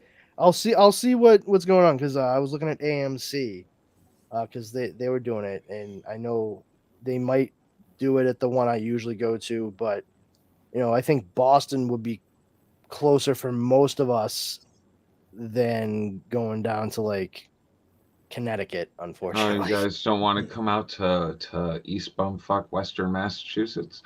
You got a lot of AMCs letting you reserve No. cinema screens out that way, buddy? Oh no. Well, then Actually, if I it's think in that's the, your answer. it's in the summertime. It's in Boston. I wouldn't mind catching a Red Sox game after. Yeah, I wouldn't mind. Well, I trip to mean, Boston. Steve, you've been to the theater where they I'll do just- it. Yeah, I'll I've been just to. grab Yeah. an Yeah, the Airbnb AMC right- and me and the right there woman at will make a Boston night Common. of it. Weren't they Yeah. going to shut that down, Brandon? I thought I read somewhere that they were going to. No, not. I thought I it was haven't one of the heard that. casualties of the bankruptcy. I mean, AMC's doing. Well, yeah, pretty I mean- well. I mean, AMC was pulled back from bankruptcy because of the whole stocks thing. That Maybe went it's down. Regal I'm thinking of. I think you're thinking of Regal because the one at Boston Commons and AMC, and they're still going. Yeah. You know, I personally, like, I wish that they were set up a little bit better at that AMC. I'm not a, it's 2023. I'm not really all about the uncomfortable auditorium seating. Oh, no luxury loungers. No. Oh, Yeah, exactly. But regardless, even if we get like 20 of us going and enjoying a brandy new movie and not have to worry about anybody else that we don't want there being there, well Yeah. worth it. Well worth it. We'll talk more after the show. it's also show content. Yes. It's for business. You guys can put it on your taxes. That is true. Like, Leo, bring your gimbal. This is fucking great. Yeah. That would Won't be have to- something. It's not like an advanced screening where you have to shut off your phone. Yeah, it's a special screening that we paid for. We can do it. Yeah. I mean, I'm not talking about recording the movie. No. No, that's still illegal. I just mean, like, it'd be interesting to have like a tripod set up with like a couple of cameras pointed towards all of us and seeing what reactions are when certain things happen in the movie. Like that would I agree. probably be a lot of fun. But once again, we'll talk about it after this. Yes, Yes. yes. Let's get past the Flash. We just spent an awful lot of time talking about, and I understand because it's like all been a lot of big news from that camp in the past couple of weeks. But Sounds we superbly. got to see a de-aged Harrison Ford. Yeah, that was. Yeah. Yeah. So I don't know. That didn't really make me want to see. yeah, I mean, I'm hard pressed to be excited about a new Indiana Jones movie myself. Same. Just because I was kind of like, why? Crystal Skull ruined it all for me. Literally what I was just gonna say, Jeremy. I was excited to go see Kingdom of the Crystal Skull. I sat down, and the second he jumped inside of a refrigerator to survive a nuclear blast, I checked out. I was like, oh, so this is just stupid. Got it. Yeah. That was like And- Actually, it had Shia LaBeouf in it, so I wasn't gonna bother. I that was mean, like everyone's reaction to Kingdom of the Crystal Skull was exactly what I had. But imagine that, but going to see what's that? The Die Hard one from Russia that came out. Live Free or Die Hard. Oh no, A Good Day to Die Hard. That I don't know. They both that one. I was both of them How turned did you fucking John remember McClane those? into Wile E. Coyote. So Yeah. he may as well have just held up a sign that said "Yikes" several times as he was like falling You could from like save me.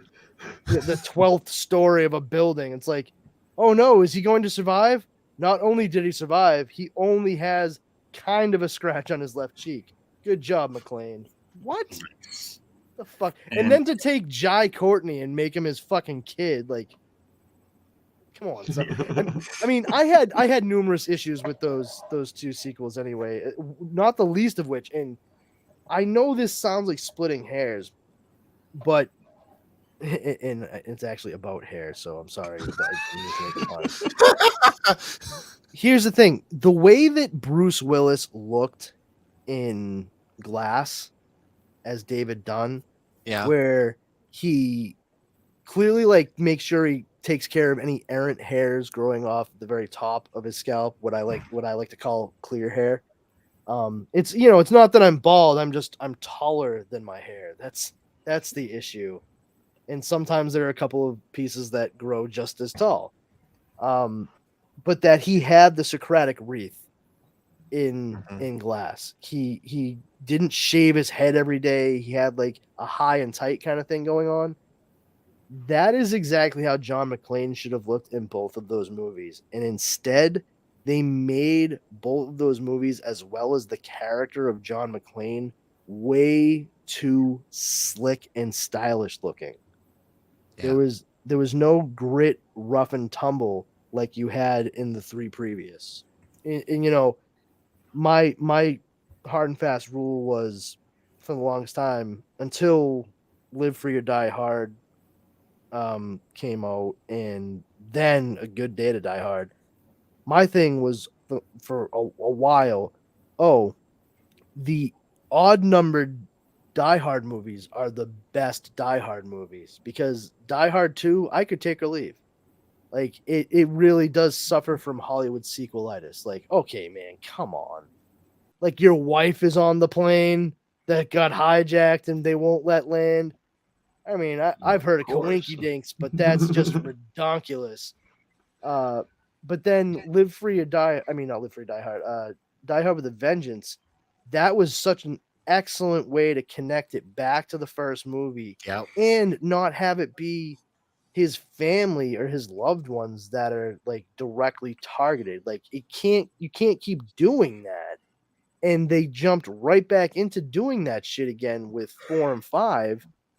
And I was just like, oh, well, that just fucking blows my theory out of the water. It's no longer that the odd numbered diehards are the best. It's just 1 and 3 are the best. That's Yeah. That's it. 3 And really is my for favorite. me, 3 is Yeah. my absolute. I think 3 is the best. 1's good. Don't get me wrong, but 3 is 1 is good, but 3 to me is the absolute best Die Hard movie. And that being said, you have to watch 1 to fully appreciate part 3. But I think it's a rare instance where a sequel / later chapter is superior to its progenitor. And that's not a knock on Die Hard. I enjoy that movie as well. I have fucking Nakatomi Plaza in my fucking study right now. Yeah. Is it the Lego one? No, it's the fucking Blu-ray set. Oh, no shit. Nice. Yeah, it's dope. I still have the cardboard cutout for the skyline surrounding it. Yeah, it's great. Yeah, I could have, people see those advent calendars, for that you could have gotten on Etsy for $50. I could have just made that. I could make that into an advent calendar. I said the same thing. I was like, I could just get a dude in a fucking suit, like a plastic figure, and just like put him on a ruler with like a fucking magnet and just make it look like he was slowly falling. No big deal. But yeah, when it comes to that stuff, we're talking about fucking weird sequels and unnecessary shit. Indiana Jones, and escape from the retirement home. Yeah, the legend of the brittle hip, and the AARP fraud, right? Steven Spielberg wanted to use that fucking fridge idea since Back to the Future. And he finally got a chance. Because that was the original idea, was that the time machine was going to be a refrigerator that sat in the heart of a nuclear explosion, and that's what allowed time travel to be possible. And that's when the executives, in one of the only smart moves they made regarding that movie, said, you do realize that children, we don't want to say they're stupid, but they are impressionable. And if you show them somebody traveling through time in a refrigerator, then we're going to make it so that the Punky Brewster episode that everybody loves. I was just going to bring that up. Doesn't do its job. I was just about to bring that up. Not. Don't worry, buddy. Margo, I'm on that wavelength. I got you. I got you. And like, the cheesy poofs. Yeah, it's just that. And that was the right move, to make it like a car, something an adult would have to operate, But I mean, I will say there were plenty of other notes that the executives gave Steven Spielberg and Robert Zemeckis for Back to the Future, and I have to, I love that Steven Spielberg, he beautifully responded to the suggestion for what the title should have been from one of the higher ups at Universal. What was They that? they thought that it should be named Spaceman from Pluto. Oh yeah. And What is this? Created in 1933? Steven Spielberg sent him back a note from, he got that note and he sent him back a note saying, "Hey," and I can't remember the guy's name. I'll say Vic. He's like, "Vic, I just wanted to say thank you. We've been working really, really hard. It's been kind of grueling getting the production ramped up, and we have so many irons in the fire that we don't allow ourselves a lot of time to just take a breath and enjoy what we're doing and have some levity and fun with it. And the fact that you took the time to make sure that we actually could have like a good laugh and just really make us like really appreciate all the support that we get from you guys and what we're doing here with such a fun, silly, fake title. I mean, we had a really, really good chuckle and laughed about it for a while, and it just brought everybody's spirit right back up. So thank you. And you've really given us a lot to really bolster ourselves as we get out there and get the thing done." And the guy never sent another fucking note for the rest of production. Oh yeah. It's like outstanding, dude. Amazing. Yes, Carrie. I just realized that Steven has a Die Hard 2 poster behind him. Yes, he does. And that's fine. I mean, I'm not saying like nobody should like Die Hard 2. I'm, for my own thing, like I think out of the first 3, Die Hard 2 is the weakest installment. Do you guys know why? Do you guys know why I have it? Because you liked it? It was available to you and you enjoy the movie. Somebody bought it for you. You're half right, Brandon. So there's this thrift shop that closed down in Middletown. And they're having a Everything Must Go sale. And I was hell bent on trying to find a poster because I wanted to get posters for the studio when but this was before broadcasting school, before Super Rich Throwback Reviews. But I wanted to check this place out because I've had people tell me, go check this place out. It was going out of business. This was years ago. Got the Die Hard 2 poster, and they had other posters there, some that I really didn't care about. I was hoping they had the first one or the third one. Like, I agree with Brandon with what he says. Yes, the Die Hard 2 is the weakest one. So I apologize if everyone's opinion about Die Hard 2. I know I agree with all of you, but it's the one they had. Listen, like I'm not saying I hate Die Hard 2. No, I didn't say that. I was just I'm just clarifying. That's all. I don't think anybody here is saying that. It's just that, if especially you're looking at 1, 2, and 3, you could take part 2 right out of that mix and it would make no difference. Yeah, pretty much. Which is, I think, one of the benefits of having named the third installment Die Hard with a Vengeance instead of Die Hard 3, Die Harder. Hey, careful, McLean. You're going to flood that thing. I will tell you, getting a frame for that thing, because that's a one-sheet poster that you get for the movie theaters. The movie theaters that have those big fuck-off posters. Man, I used to work in a movie theater. I'm aware. Finding a frame. My bedroom was plastered in one sheets when I worked for Westgate Cinema. I wish I had never gotten rid of it, but I had the Batman Forever one sheet. Yeah, I put it up on my wall backwards.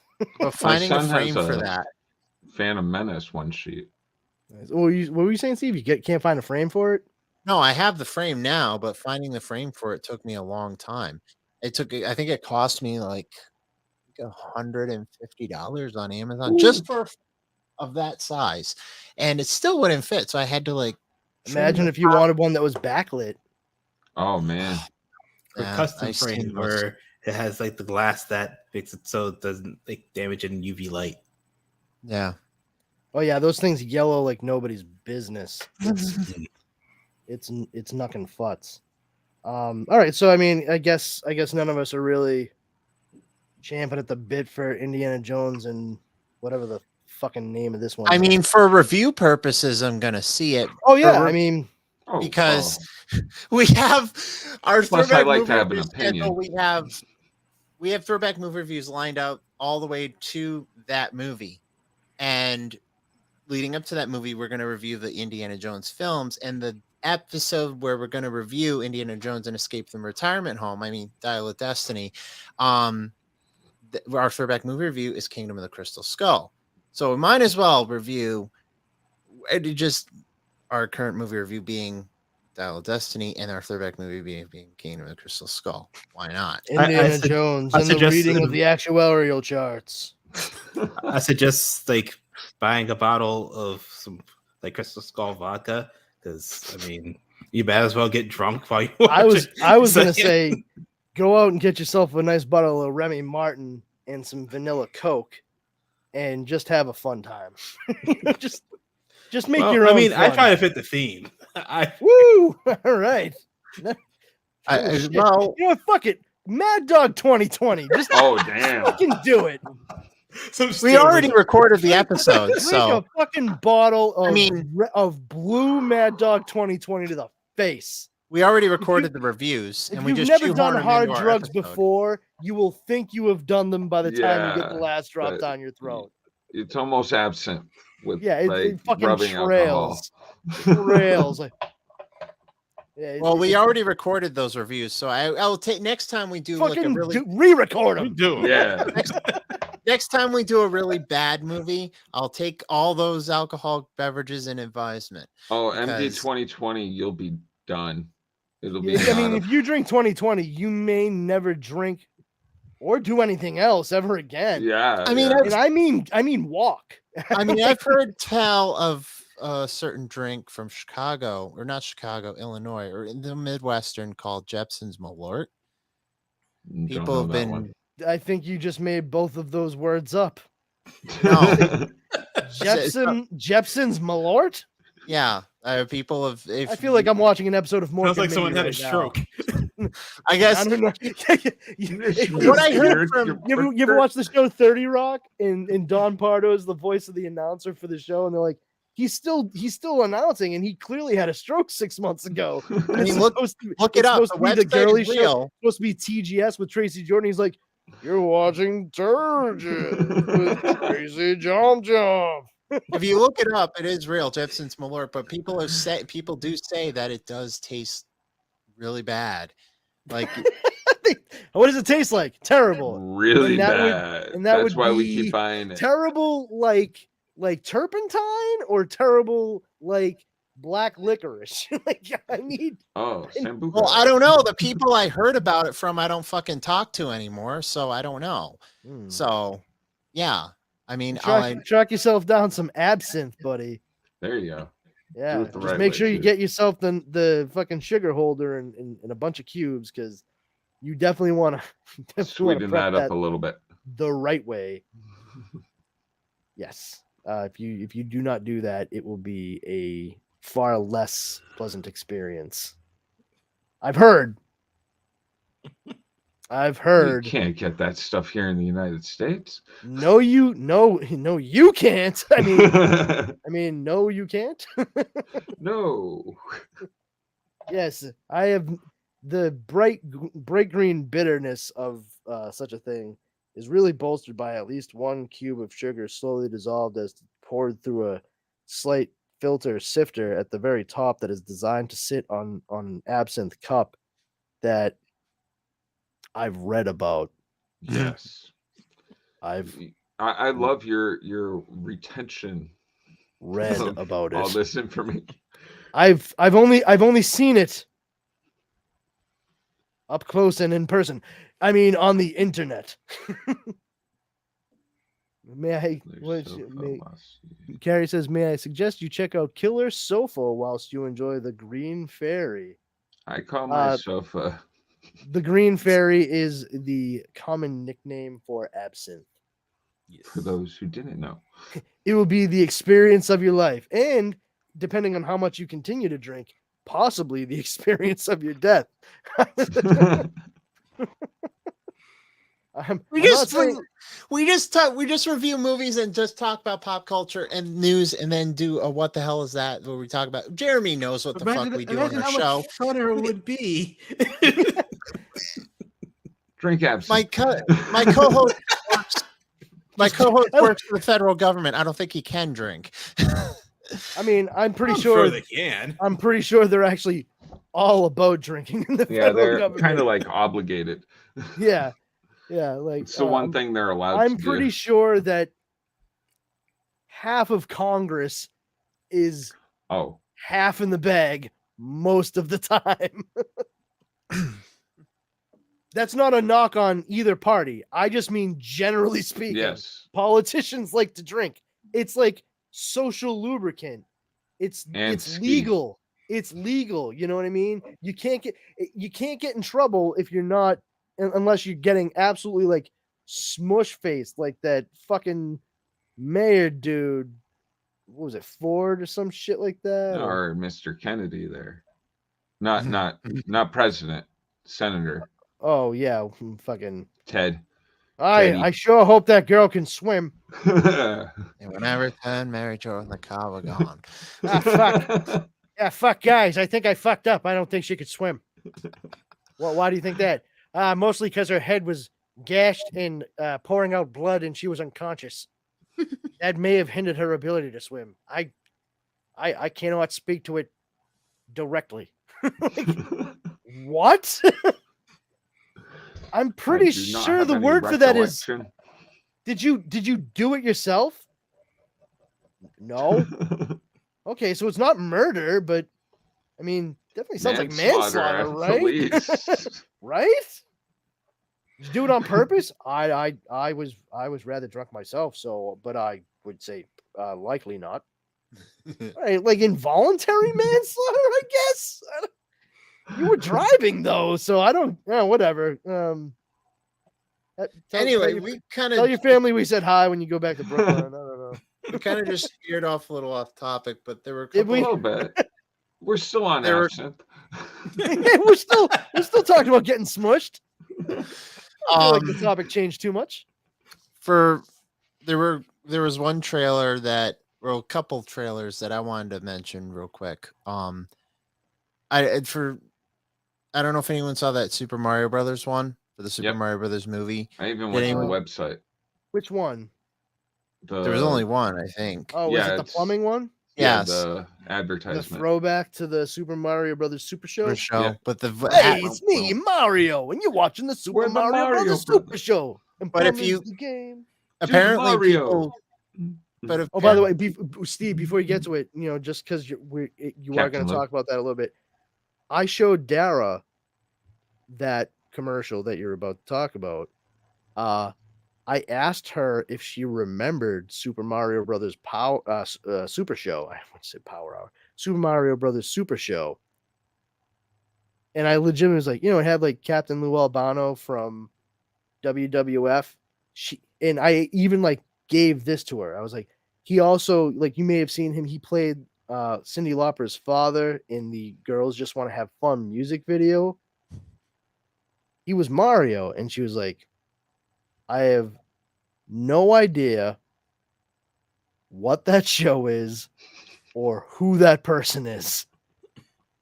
And I was like, you know what? That's why I brought it up before I showed you this commercial. So here's the intro theme. And it was the entire opening credit sequence to the Super Mario Brothers Super Show. And I was like, see, that's Captain Lou Albano. And that's the like comedic character actor guy that played Luigi. And they would do like live action sketch interactions between them, and then they'd introduce like a Mario Brothers cartoon or Zelda cartoon depending on the day of the week, and they were voiced by completely different people. And she was like, wow, that sounds like something you would have watched when you were 7. I'm like, you know what, when you're right, lady. And then I showed her the plumbing commercial, and she was like, oh, now I see the importance of you telling me all about that show you watched as a child. So basically, the phone number is a real number you can call. So it's the website. The website too.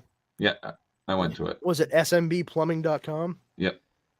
And then the woman that's doing the voice for the lady in the Lady? background. Yeah, she was from the original Super Show.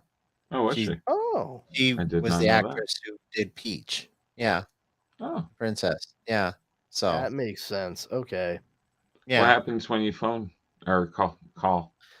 I haven't done it. You know what's funny is I did see that, and I was curious about it. Yeah, that's You know why what? I went to the website. I was just like, I don't know if I'm gonna call in case somebody I have to actually talk to somebody. I mean, I Good doubt. call.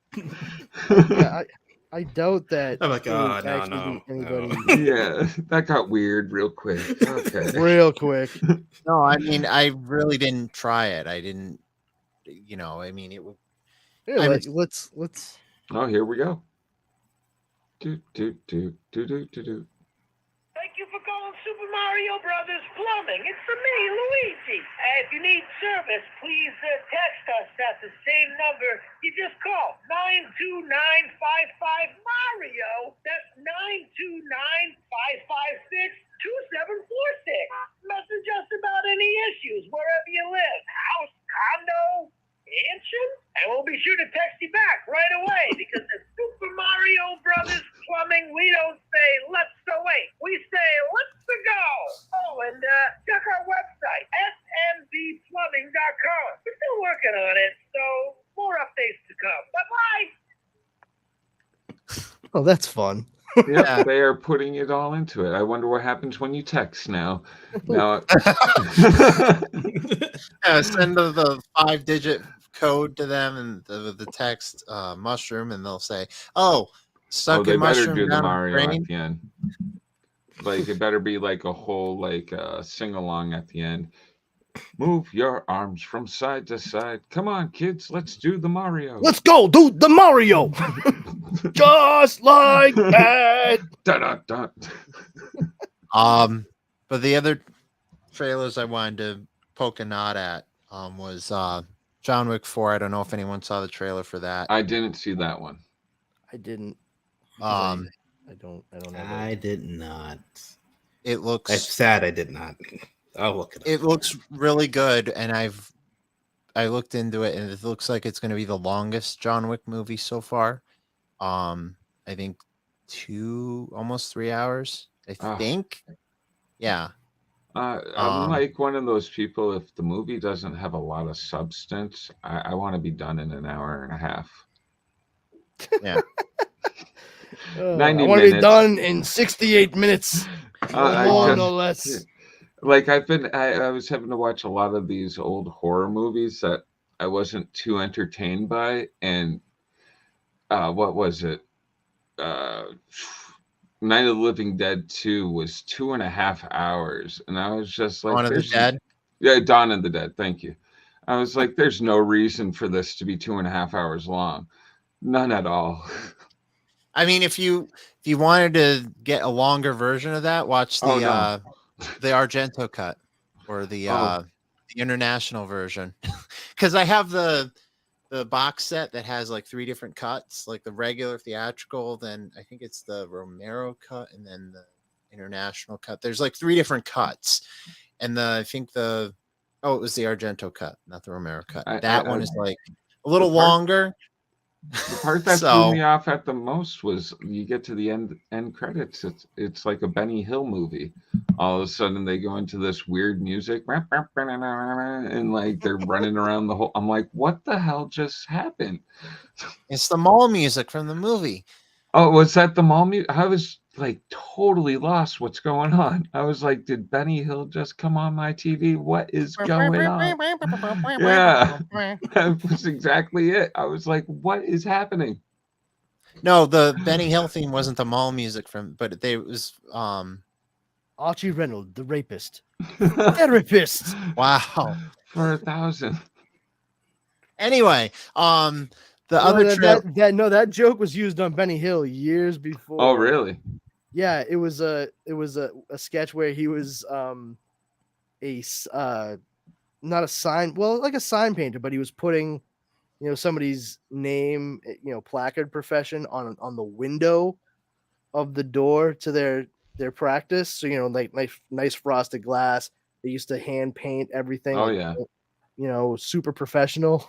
And he finished up and they look at it and they're just like, and it was for a therapist office, but he put the guy's name and then right underneath it, the rapist.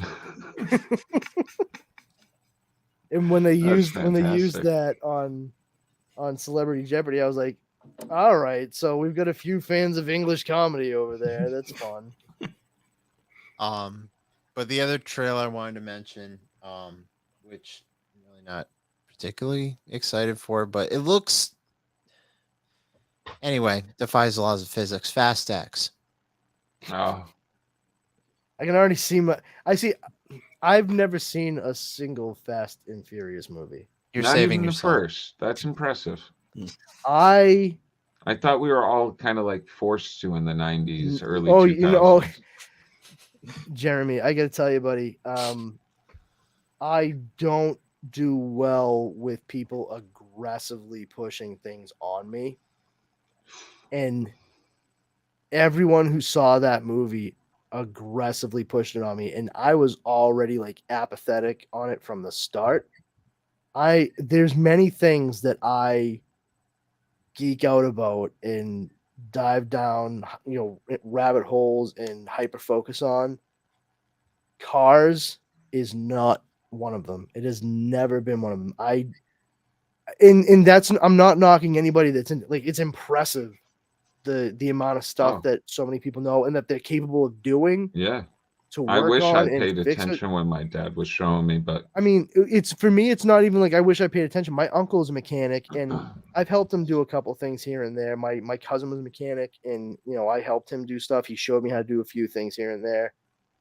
It's just, I don't care for all the things that you guys have heard me spout off that just sticks to my fucking head when it comes to that. Cause I really just, I could not care less. It might as well be an egg on Teflon. Brandon, I agree with you. I don't care about this because I'll admit, I didn't see the first one. I didn't see the second one. I didn't see the third one. I read about them. I saw the fifth one and then the seventh one. And I was just like, I'm done. Because if Einstein did his E = MC squared, I like how you're like, I got to the seventh one and I was like, that is enough. That's too much. If Einstein have gone changed too far. E = MC squared to E = what the fuck? Which one's the one where they drove the car between buildings? That's the like. Yo, have you seen the Fast and Furious movies? I saw the first one and whatever that one is. I saw the second one before I even saw the first one. Sure I don't really think I threw you saw off. the third. No, not really. Tokyo Drift. I mean, like I know what they are to a certain point. Like there's the Fast and the Furious, then there's the Fast and the Furious 2, then there's the Fast and the Furious Tokyo Drift. Oh yeah, Too Fast, Too Furious. You're right. Yeah, Too Fast, Too Furious. Then there's the Fast and the Furious Tokyo Drift. Furious. No, there's Fast and Furious. Because the first one is the Fast and the Furious. And then later Fast on, 5. There's Fast 5, and then I don't 6, fucking know. No. 7, 8, 9. Then they there's even did a spin-off. and then there's a spin-off too Yeah. on top of it. Yeah, that was actually the thing. Calvin and Hobbes. Like, actually, I think that's what I saw with the car between the buildings is Calvin and Hobbes or Cash and Hobbes. Or... Calvin. I mean, they espouse life lessons as they're like soaring through the air in their fucking $90,000. It makes more sense that it's a little kid's imagination. I mean, it really does.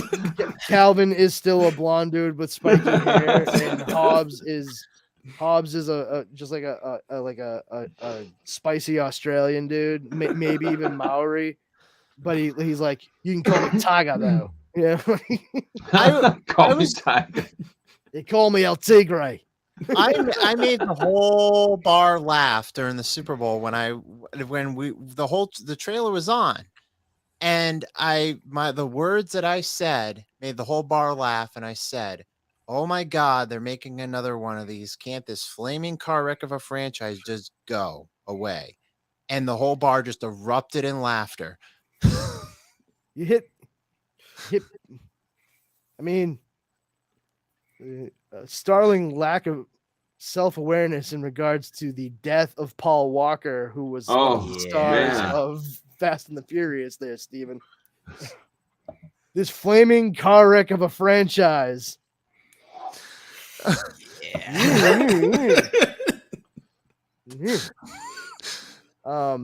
least I got yikes. a few free rounds out of it, you know.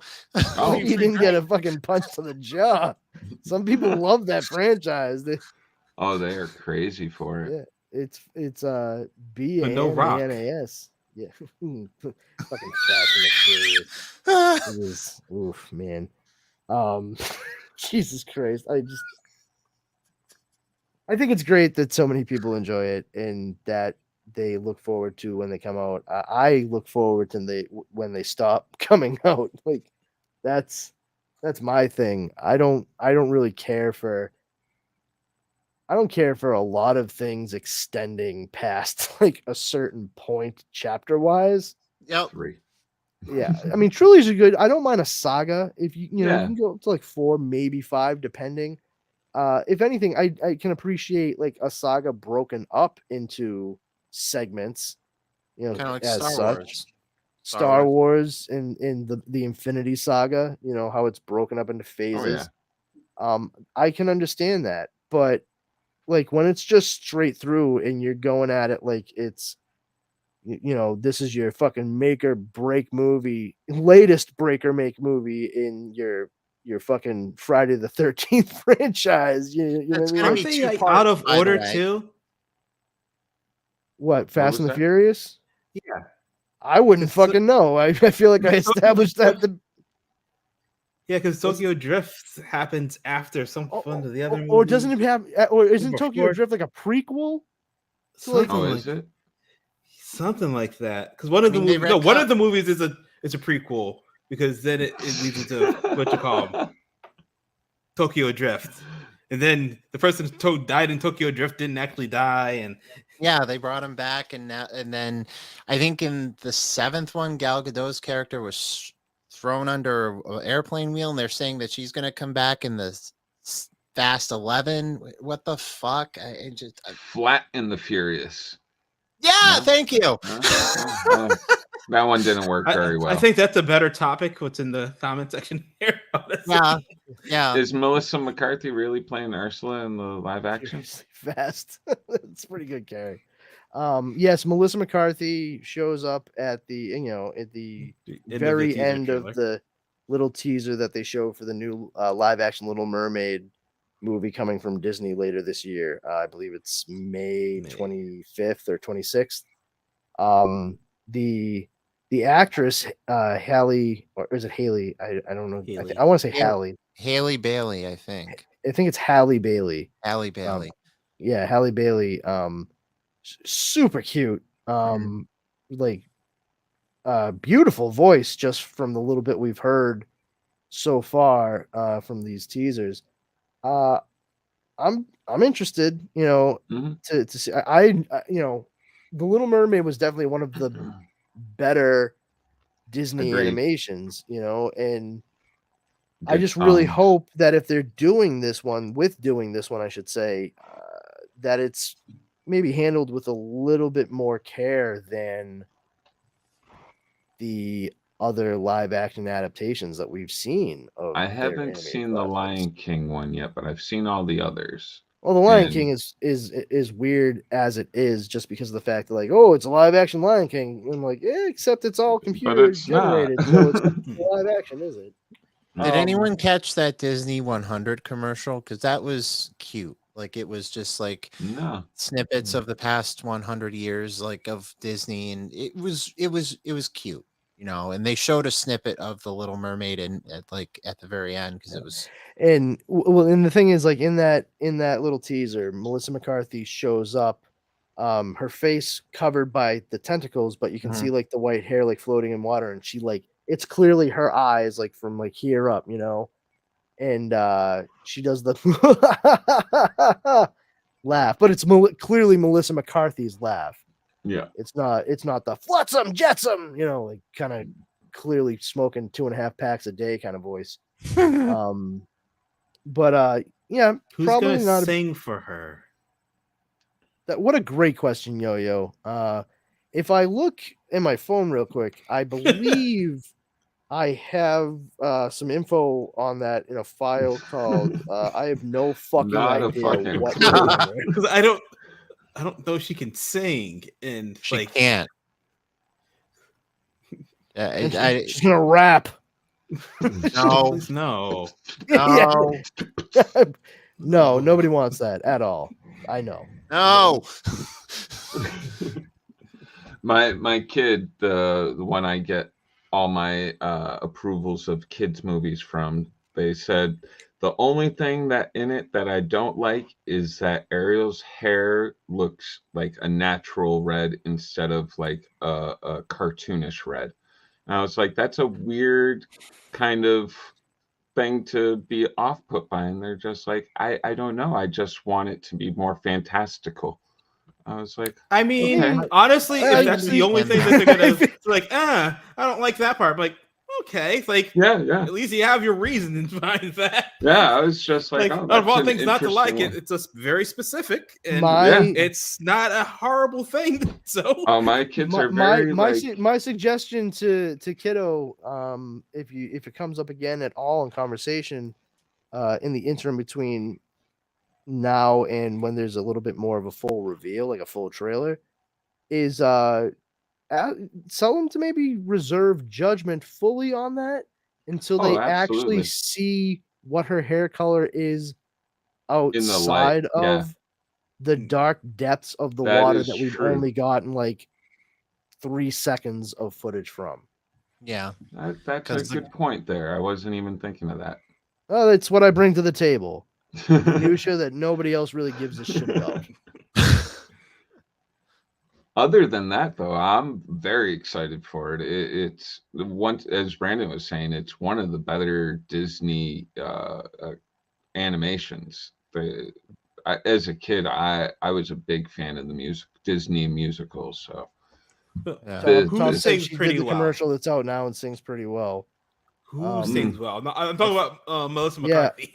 Are you That's who I'm wondering. Tom, do you mean Melissa McCarthy or Halle Bailey?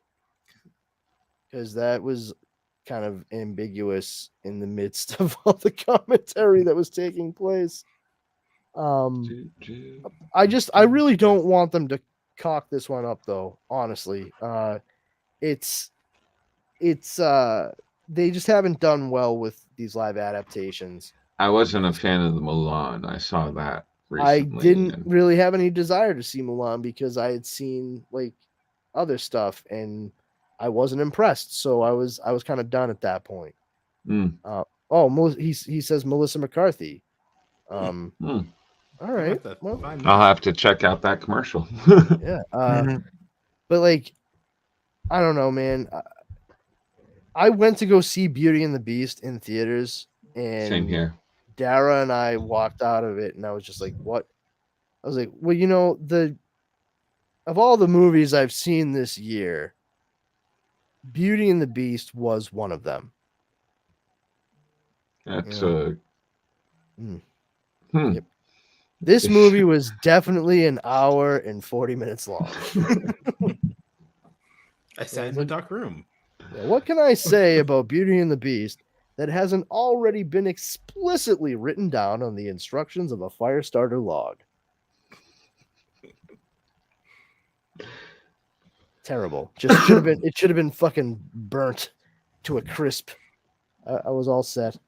But yeah, like I really hope they do this one. They get it right. Like it has a little bit more heart to it. It doesn't just feel like a shallow, like puppet show. Shallow. Really deep. There's a lot of waters they can trawl there. Into the abyss. Wait, wrong movie.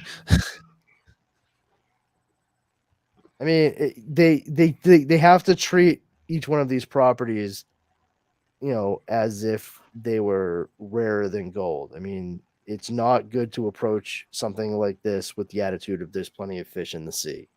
Yeah, you wouldn't want it to become a real shipwreck. Just hoping they do a deep dive into Ursula's past. Wow. Da-da-da-da-da-da. Hey. Steven, where's yours? It's still in the depths of it's still being recovered in a hyperbaric chamber, I guess. I don't know. I'm trying to come up with a damn joke. You guys just...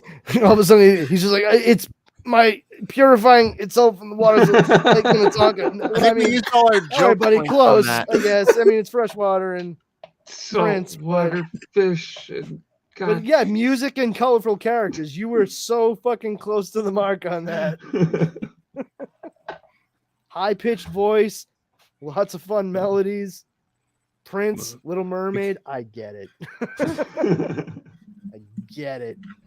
Purple Rain left me speechless. Huh? Because she loses her voice. Oh, yeah. This movie made. I don't know.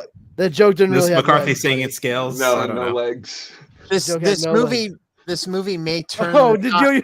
Hold on, wait. Did you say Melissa McCarthy sing to scale? Yeah.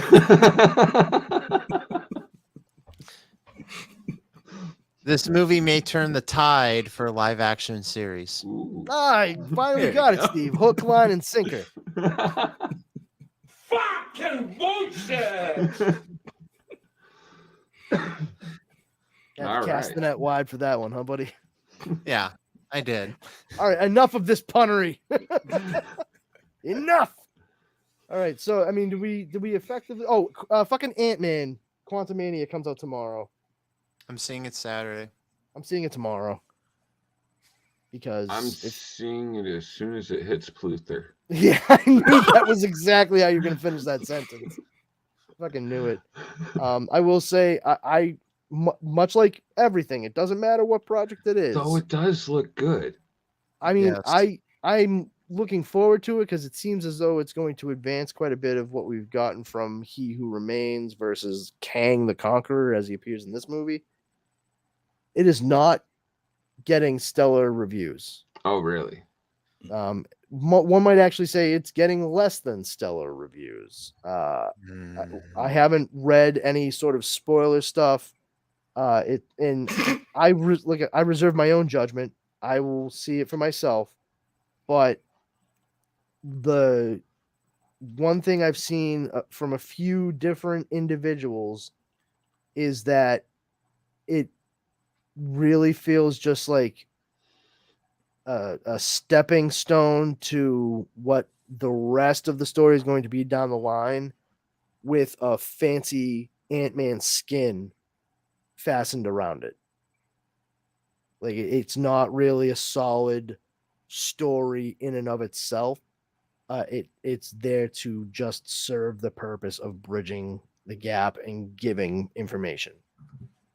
And that's an issue because they sort of treated Doctor Strange and the Multiverse of Madness the same exact way. And that's actually like why I'm one of the few people I know from like, yeah, it was okay, I guess.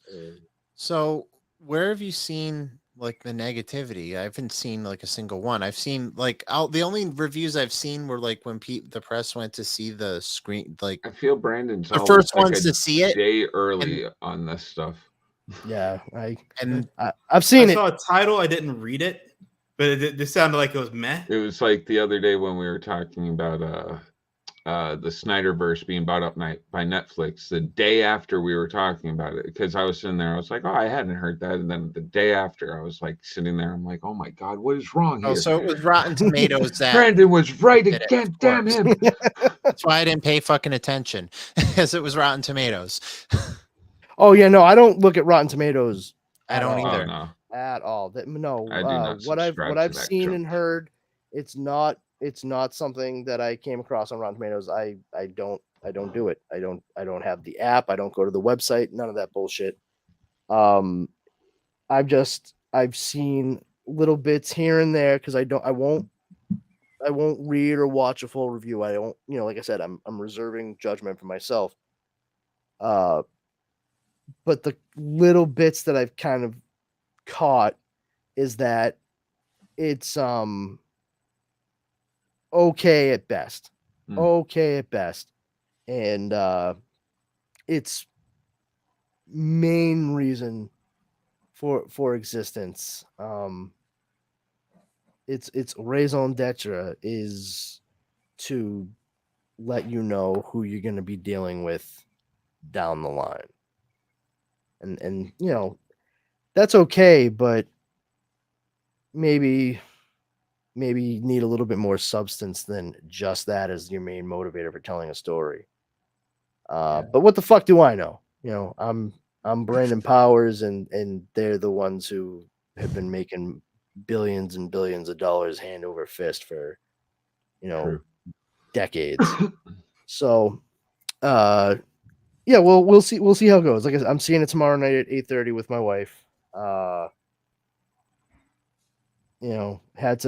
Had to get the non 3D because Dara wears glasses to see far, and heaven forbid she has to put 3D glasses over those.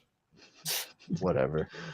You're gonna have to tell me how the 3D effects work because we're just seeing the standard. No, he's not going to the 3D. Oh, you're not going. Yeah, that was literally what I said. I couldn't go to the 3D because Dara wears glasses to see far, and she can't wear the 3D glasses over her glasses. I'm seeing the standard too because me and my co-host trying to schedule a movie around both our work schedules is kind of a hassle, but we managed to do it, and we can only do it on the weekends. But the fact that I wanted to do it, I wanted to get the tickets right when they said they were going on sale because, damn it, our theaters around here, people gobble them up like candy. So I wanted to, get our tickets and be done with it. So I did, and I shot a message to my co-host saying, "Hey, this time work? Does this time work? Does this time work? What do you want?" He's like, "This time, fine." That time, all seats were filled that time, so I picked that time. How's that? Fine. Got the seats. Perfect.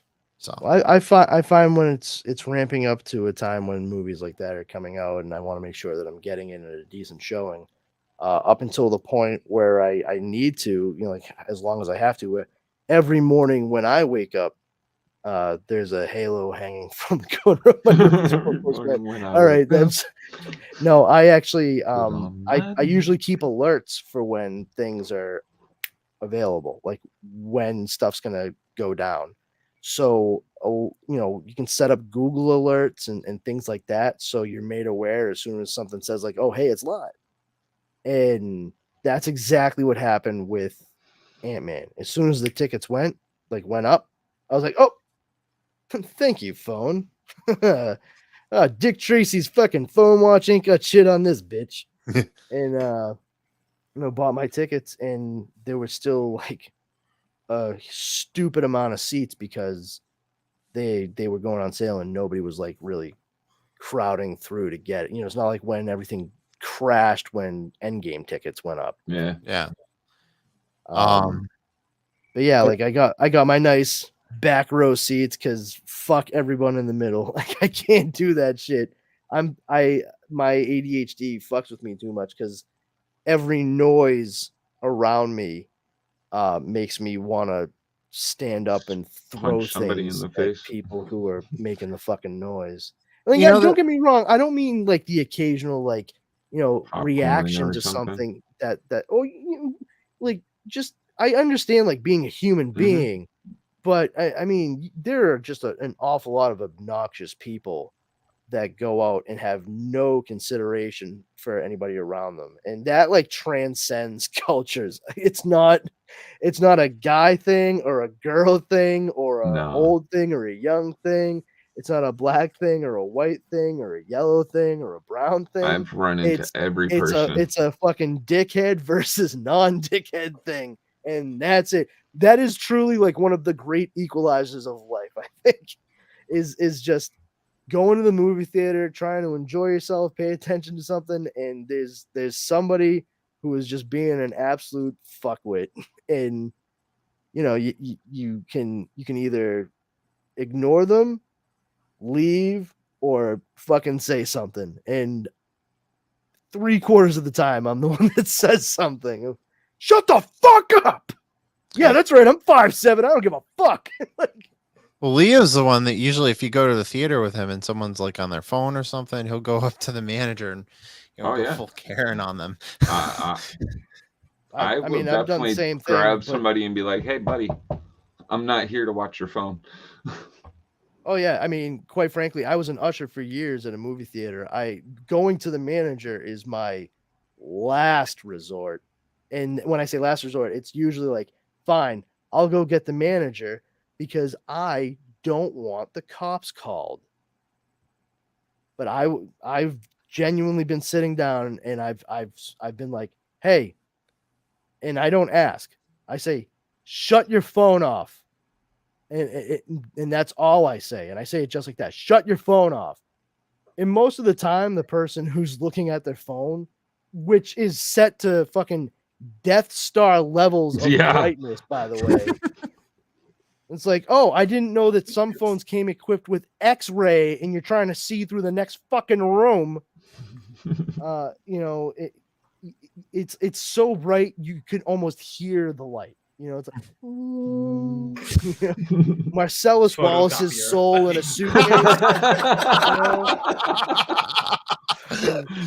And I've legitimately in the fifth, your phone goes down, and I'm just like, shut your phone off, put your phone down, and it doesn't always get to me swearing. But usually if it's the same person a few times, I will get to the point. And that's just if they pull the phone up. I mean, I've had people answer the phone in the middle. Oh, yeah. And that's when right off the bat, I've just been like, "Hey, shut the fuck up and hang your phone up." And they're like, "Oh, no, I'm in the middle of a movie." And I actually heard this happened like 2 times. One of the times the guy was like, "No, I'm in the middle of a theater right now." And you could hear them saying like, "All right, fine. Yeah, whatever. I'll talk to you after that. Bye." You could tell they're like, "What the fuck are you doing then? Why'd you answer this call, you dickhead? Hang up." Which like kudos to the person on the other line. Like good for them. That's a person who's like, "Oh, I can't believe you made me a part of your fucking dickholery." That's amazing. But yeah, so there's hopefully Ant-Man and the Wasp Quantumania is going to be pretty good. I mean, Jonathan Majors is an excellent actor. I like Paul Rudd a lot. Catherine Newton is somebody who I'm becoming more steadily impressed with. I didn't think much of her when she was on Supernatural. And that, I mean, it makes sense. She was so green. She was like fresh on the scene. And after seeing her in Freaky, directed by Christopher Landon and co-starring Vince Vaughn, I was like, "Oh shit, this girl, I think she actually may have developed into a pretty decent actress."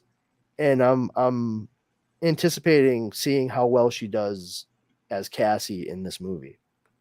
Yeah, and that's pretty much that. We'll probably have some to talk about with that without spoilers next week, so we'll wait for Jeremy to see it in 2 months when it's on Pluther. No. I'll probably catch it a little bit quicker. I wait for this one guy to put out his review, and the only reason I trust his review is because he goes to the theater a lot of the time with Jerry Ordway, and I'm just like, well, if a comic book guy likes it, I'll probably enjoy it.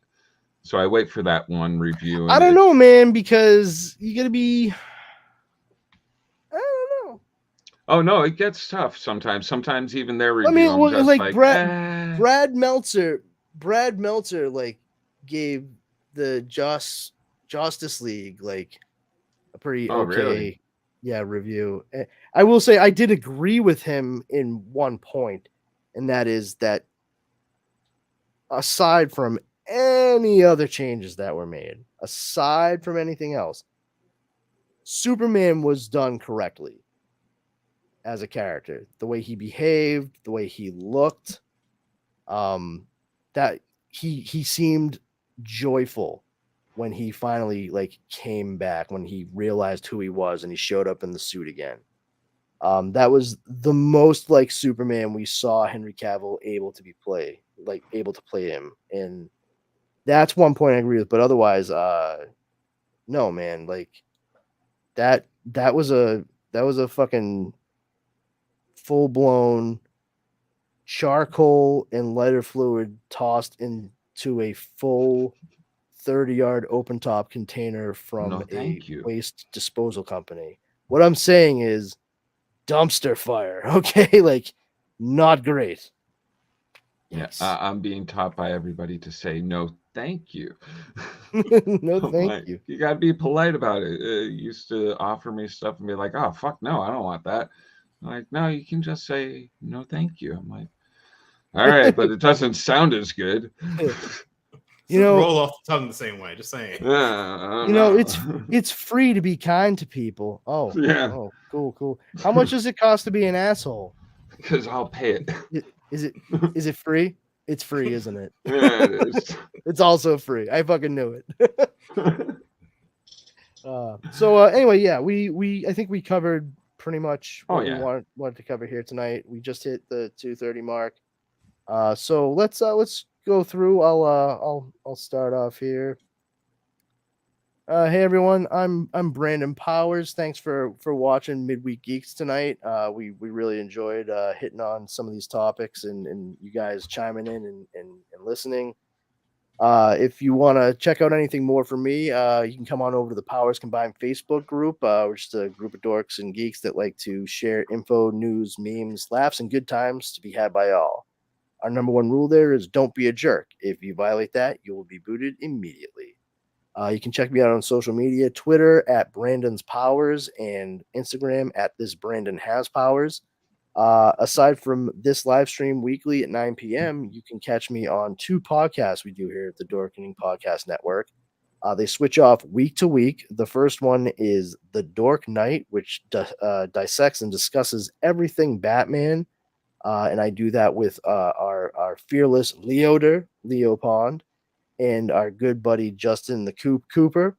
And then we also, on those alternating Sundays, do Comics Paradox, a podcast in which we talk about DC's Elseworlds, Marvel's What Ifs, any other alternate reality takes and tales on characters or story arcs that you may already be familiar with, such as X-Men Age of Apocalypse or DC's Stan Lee Just Imagine or Amalgam Comics.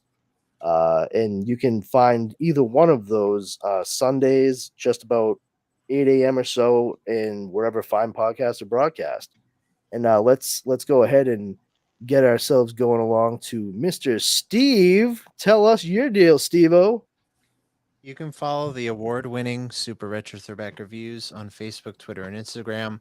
The link tree is in the show notes, so that's where you can find the show, our second show, and third show. Well, I haven't put that in Linktree yet because I still have to talk to the person that's going to be I'm producing that show, but she's going to be in charge of it. But anyway, that'll be in Linktree as well. But the Linktree link for everything is in that. But February 27th is going to be our Ant-Man and the Wasp Quantumania review on our episode. Obviously, because I'm not going to be here next week because sometimes my job holds me hostage and I'm not here on some Wednesdays. So I will be absent this Wednesday for Midweek Geeks talking about Ant-Man and the Wasp Quantumania. So if you want to hear my take, wait till the 27th and listen to Super Retro Throwback Reviews, the audio files. And the day Best of Reader's Choice Awards, go nominate Super Retro Throwback Reviews again because I'm a greedy bastard and I want another award. Wonderful. Hell I'd just yeah. like to say, too, when Steve doesn't show up, it's a total coincidence that those same episodes are called the super fun Steveless episodes. I'm just busting chops, buddy. Hey, Jar Jar, I can see you, Steve. I know. No one else could. Jar Jar, So, buddy, what's the deal? every Tuesday, join Drew Malo, Leo Pond, Velvet Joker, and myself at 8 p.m. Eastern on Splash Pages. It's another great podcast put out by the Dorkening.